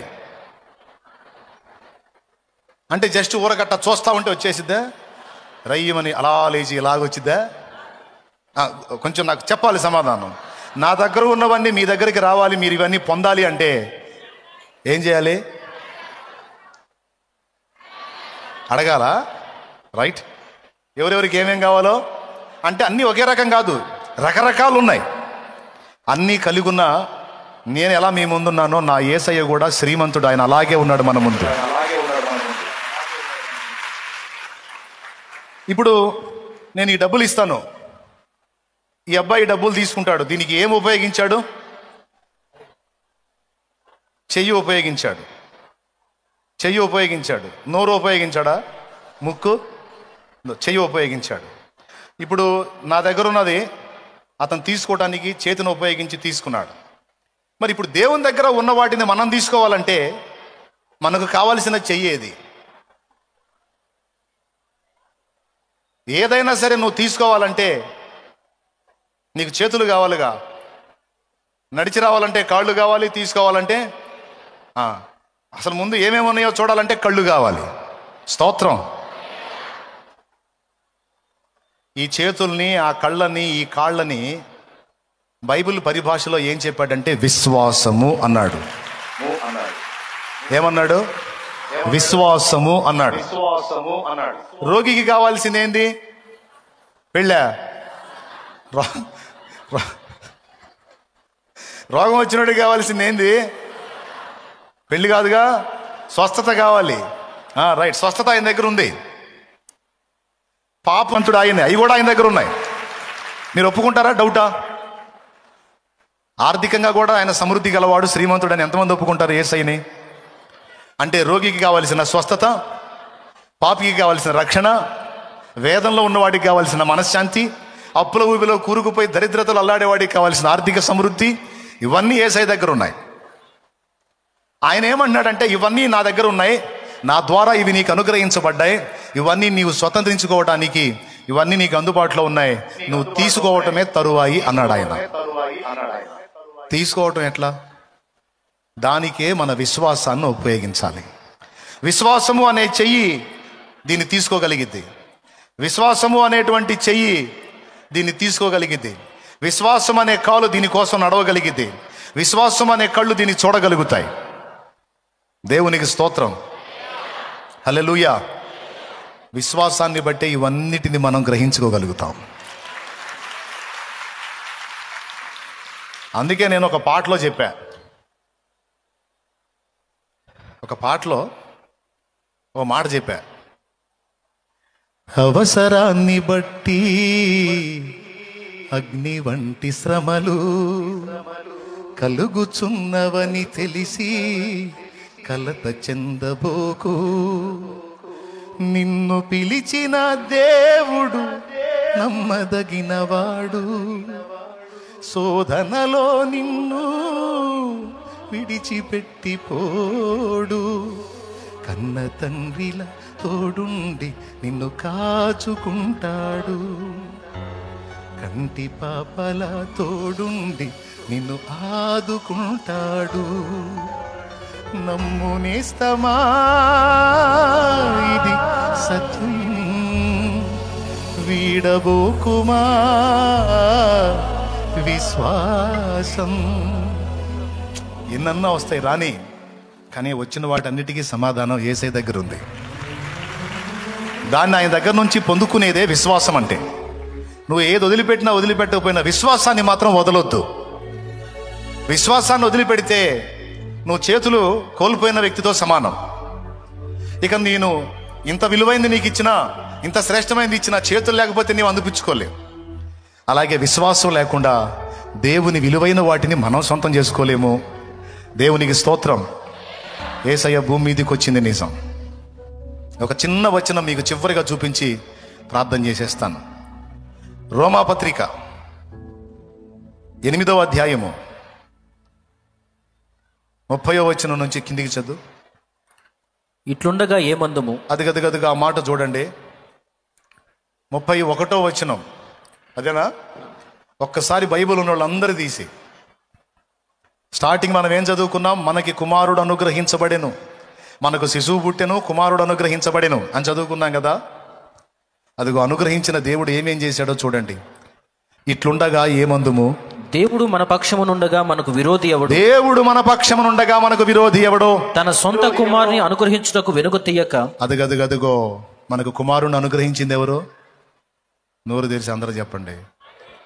మనకు కుమారుని ఇచ్చింది ఎవరు? మనకు శిశువునిచ్చింది ఎవరు? తన సొంత కుమారుని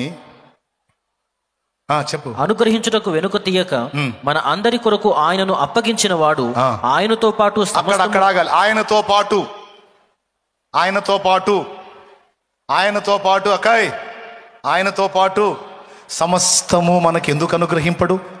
ఆ సమస్తంలో నీ అప్పులకు కావాల్సిన సమృద్ధి ఉంది, ఆ సమస్తంలో నీ రోగానికి కావాల్సినటువంటి స్వస్థత ఉంది, ఆ సమస్తంలో నీ దరిద్రానికి దాన్ని వదిలిచ్చే సమృద్ధి ఉంది, ఆ సమస్తంలో నీ ఆత్మకు రక్షణ ఉంది, ఆ సమస్తంలో నీ మనసుకు శాంతి ఉంది, ఆ సమస్తంలో సమస్తం మీద నీకు జయము కూడా ఉంది. కూడా నీకు అర్థమైతే గట్టి కూడా.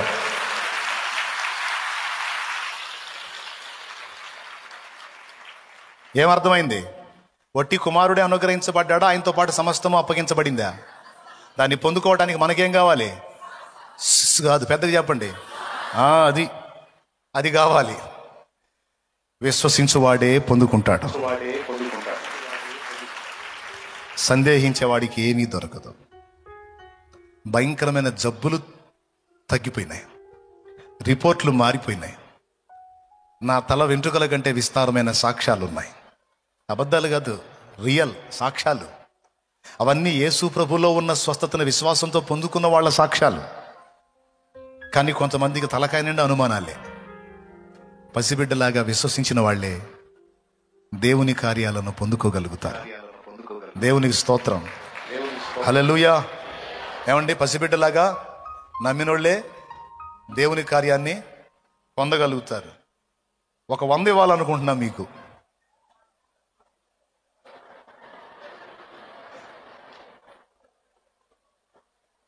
ఇది మొత్తం లేచి వస్తారా? అయింది, కూర్చోండి, ఇంకా కూర్చోండి. ఆగండి నాన్న, ఎంతమంది వచ్చారు? ఎవరిని సిగ్గుపరచను, ఇంకెవరు రావాకండి. పట్టుకో, ఆగు. అంతకు సరిపోయిన ఉన్నాయా? ఉంటాయి ఉంటాయి ఉంటాయి, ఆగు, ఉన్నాయా?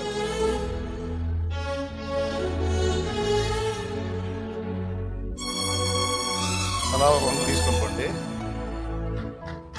ఆగండి ఆగండి ఆగండి ఆగండి, ఉండండి, ఎలవాక. ఒకసారి అడు చూడండి, అందరికి వచ్చిందా? ఒకసారి అడు చూడండి. ఇప్పుడు వీళ్ళందరూ పరిగెత్తుకుంటూ వచ్చారు. ఎంతమంది ఉన్నారు? 7 వచ్చారు. అబ్బా, భలే సంఖ్య, 7 వచ్చారు. మీరు అందరూ ఉన్నారు కదా. నేను 100 అనగానే అందరు లేవాలిగా. అంటే మీలో కొంతమందికి అనుమానం, కొంతమందికి ఏమనుమానం అంటే తీసుకోవచ్చు కానీ మనం పోయేసరికి ఎవరో ఒకళ్ళు అందుకుంటారు ఆ 100 అని డౌట్తో కూర్చున్నారు కొంతమంది. కొంతమంది ఏమో నేను 100 ఇవ్వాలనుకుంటున్నాను అని అన్నాడంటే మొత్తానికి ఏదో ట్విస్ట్ ఉంటుంది, ఎందుకు లేచి పరుగు పోగొట్టుకోవటం అని కొంతమంది అనుకుని ఆగారు. 2. కొంతమంది ఏమో మరి 100 కోసం పరిగెత్తడం ఏంది చండాలంగా, చీపుగా. అదే 1 లక్ష రూపాయలు కట్ అయితే పరిగెత్తిన అర్థం ఉంటుంది, కానీ 100 రూపాయల కోసం పరిగెత్తడం ఏంది చీపుగా. ఇట్లా కూర్చున్న ఈ కాసేపట్లో, ఈ 1 నిమిషంలోనే మీ మైండ్లో ఎన్ని రకాల ఆలోచనలు వచ్చినాయి. అబద్ధాలు ఆడకుండా చెప్పండి, వచ్చినాయా రాలేదా? ఎందుకు ఇస్తాడబ్బా, పిలిచి ఇస్తున్నాడంటే ఏం మెలికుందో. ఒకవేళ తీరా మన దగ్గరికి పోతే ఆశపడి వచ్చావా అంటాడేమో అని ఎన్ని రకాల ఆలోచనలు వచ్చినాయో. కొంతమందికి ఏమో మనం పోయినా మనకి అందదు. మీరు అనుకున్నారా వచ్చిన వాళ్ళందరికీ తలా 100 ఇస్తానని? ఎందుకు అనుకోలేదు? పాప ఆయన డబ్బులు అన్న దగ్గర యాడ్ ఉంటాయి లేని జాలి పడ్డారా? ఒక్క మాట, నా దగ్గర లేకపోవచ్చు కానీ నా యేసయ్య దగ్గర ఉన్నాయి. ఎక్కడున్నాయి? నా యేసయ్య దగ్గర ఉన్నాయి. అదిగో పసిబిడ్డలాగా పరిగెత్తుకుంటూ వచ్చారు చూడు, సందేహించకుండా. అలాగే విశ్వాసంతో పరిగెత్తి వచ్చిన వాళ్ళు ఖచ్చితంగా పొందగలుగుతారు. ఏదైనా అంతేనండి, దేవుని దగ్గర నుంచి పొందుకోవడానికి పసిబిడ్డ లాంటి విశ్వాసం ఒక్కటి ఉంటే చాలు. Thank you, God bless you, God bless you. పోండి. ఇప్పుడు ఎవరు పొందుకున్నారు? ఎవరు పొందుకున్నారు? విశ్వసించిన వాళ్ళు పొందుకున్నారా? తల నిండా అనుమానాలు పెట్టుకొని పోదామంటావా? అబ్బో వీళ్ళు పరిగెత్తారుగా, ఇంకేం పోతాంలే. ఎన్ని అనుమానాలో. అనుమానించే వ్యక్తికి ఏది దక్కదండి. గుర్తుపెట్టుకోండి. చివరి మాట, అనుమానించే వ్యక్తులకి ఏది దక్కదు. నా తండ్రి దగ్గర సమస్తము ఉంది, నా తండ్రి నాకు ఇస్తాడు, నా తండ్రి నాకు ఇస్తాడు, నాకు విశ్వాసం ఉంది.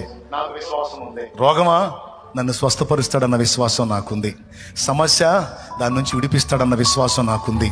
అప్పుల బాధ, దాని నుంచి విడిపించి నాకు సమృద్ధిని ఇస్తాడన్న విశ్వాసం నాకు ఉంది. అలాగే ప్రతిదీ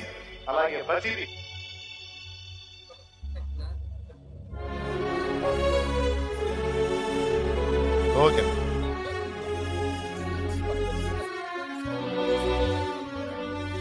తప్పకుండా తీసుకో. Thank you. ఇస్తా. దేవునికి మహిమ కలుగునది. కన్నీళ్ళు పెట్టుకోవద్దు, ఇస్తాను నేను, నీకు కూడా ఇస్తా. అంతా తీసుకో. పో, నీ విశ్వాసం కూడా సిగ్గుపరచదు. పో. God bless you, God bless you. మీలారా గుర్తుపెట్టుకోండి, మనకు కావలసిన సమస్తము నా తండ్రి దగ్గర సమృద్ధిగా ఉంది. ఆయన సర్వకృపానిధి, సంపదల గని ఆయన.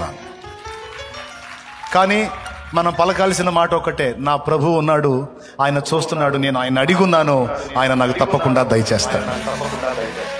నేను నా తండ్రికి విన్నపాన్ని చెప్తున్నాను, ఆయన తప్పకుండా నాకు అనుగ్రహిస్తాడో నాకు సందేహము లేదు, నాకు డౌట్ లేదు, నాకు అనుమానం లేదు, నేను నమ్ముతున్నాను అని ఎవరైతే పసిబిడ్డలాగా గట్టిగా ఆయన యందు విశ్వాసం ఉంచుతారో సమస్తాన్ని పొందగలుగుతారు. నమ్మిన వాళ్ళు స్తోత్రం చెప్పండి గట్టిగా.